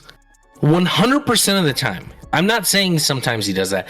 And it's with vigor, Chris. It's aggressive. I saw a couple moments before I made it down there to the game. I was like, man, this guy, he's fired up. Blaming everyone. But let's get into the officiating in this game. So this game's 3-3. It's a disgusting football game. And Then all of a sudden, Tampa goes on a 9-play, 80-yard drive. Let's talk about the 80-yard drive. They had the New Orleans Saints had a stop on 3rd down that would have made it probably 4th and 2 from Tampa was on their own side of the field on that drive. And they called a personal foul on, I think, Marcus May, the safety for New Orleans, hitting like unnecessary roughness, like leading with his helmet into the receiver. 1, the receiver dropped his helmet. 2, May only hit him with his shoulder. It was one of the worst calls I've seen in a long time. Awful football call. That drive would have been done, and New Orleans would have got the ball back. Nonetheless, not to mention there was an earlier call. Tampa had like a 3rd and 20. And they weren't getting it. They throw it like 5 yards, didn't even complete it. But they called a holding on the defense on that play just to give Tampa another possession. Another first set of downs. So anyway, they go up 10-3, whatever. And then there's the whole, I don't know if you saw the brawl that happened after, by the way, Brady just ran downfield because he was unhappy with the refs because it was an incomplete pass on a 3rd down play. And Lattimore was down there, and Lattimore just said, shut up and go off to the sideline, basically. And Brady didn't like that, and they were kind of like getting they didn't even reach each other's faces. Fournette got in, pushed Lattimore, and then Mike Evans comes from the sideline like a jet and just annihilates Lattimore. Lattimore gets up and kind of wrestles with Evans, with some other guys, and they eject Mike Evans and Lattimore from this game. And I'm like, Mike Evans absolutely should have been ejected. Lattimore should not have been ejected. Mike Evans escalated this thing to the point of ejection.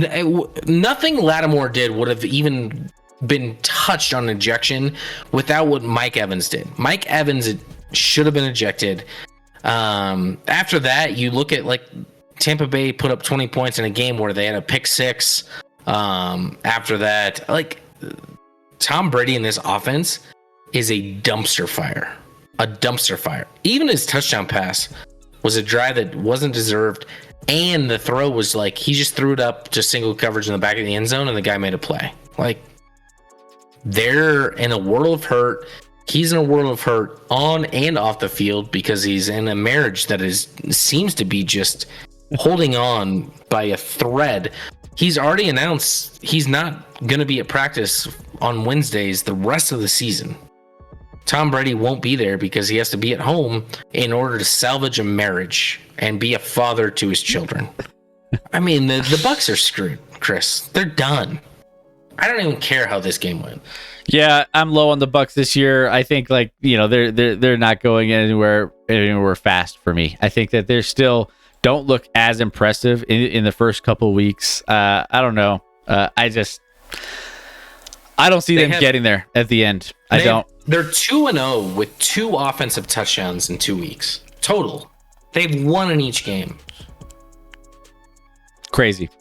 Speaking of Evans, the man's blank. He really wants to go try cheap push Lattimore when he ain't watching. 49ers jump to Bay to get devoured by the Sharks. So crazy game here. So the Bucks, hey, they got the win though. They got the win. They put away the Saints. Saints have some work to do at the quarterback position. Like, you just don't know what you're getting from Jameis from week to week. That's just how it unfolded here this week. So both teams didn't look great, but Bucks came away with one. Last game of the night, and Chairman, you'll be excited about this one. The Lions end up winning against the Commanders, 36-27.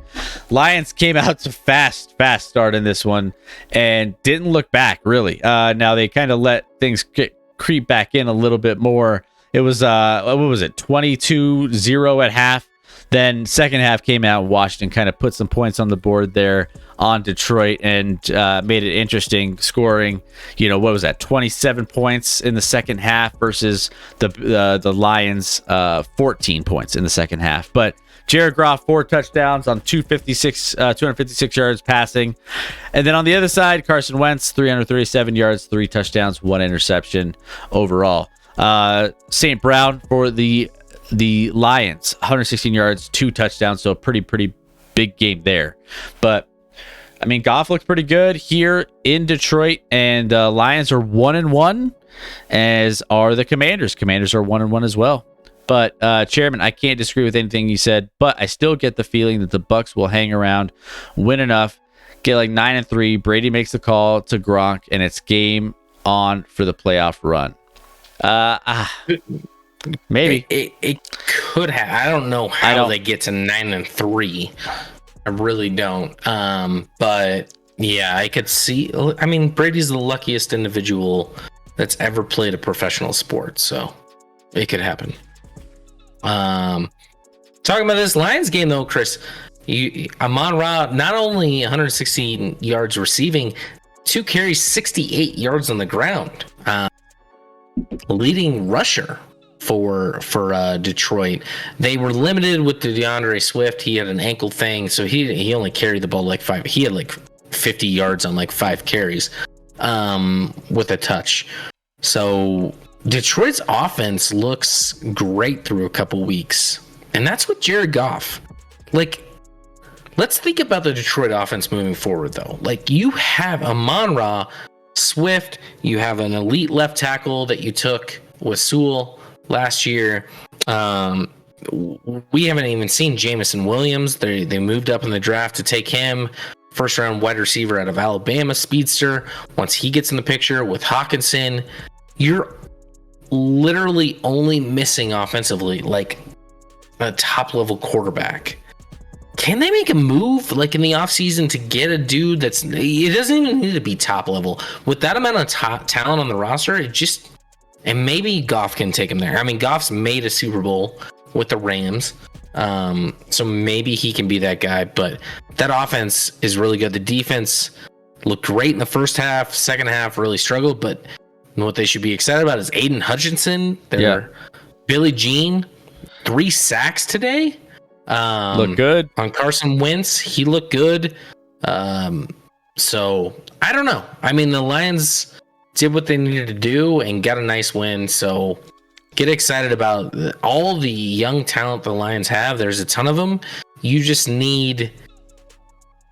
I don't. Can you be fully satisfied, Chairman, with the quarterback position?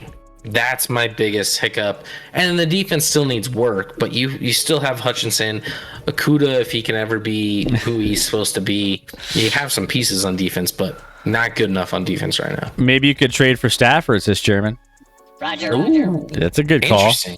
I like that that. Dude can't win a Super Bowl, can he? There's no shot he can win anything more than, a couple playoff games, and that's it. I mean, he's not going anywhere.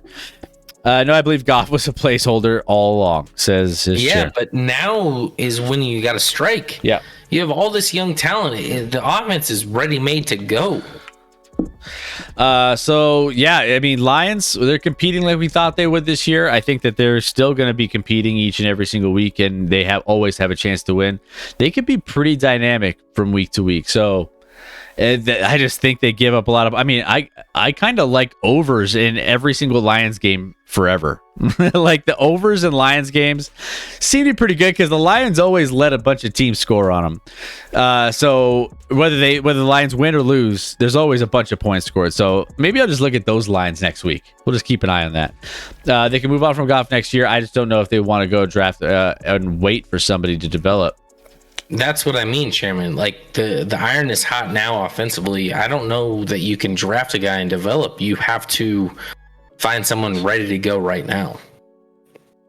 All right, so we're gonna wrap up quick best bets on how we did this week, and then we are gonna wrap things up, and we are gonna dive into, since we have 2 Monday nighters, we will dive into all of our contest updates. Since it's already late right now, we'll dive into those on Wednesday and see where everything is stacking up as far as our pick'em and our other our eliminator challenge goes. So keep tuned on that. We will be back on Wednesday for that. But let's look at our best bets real quick.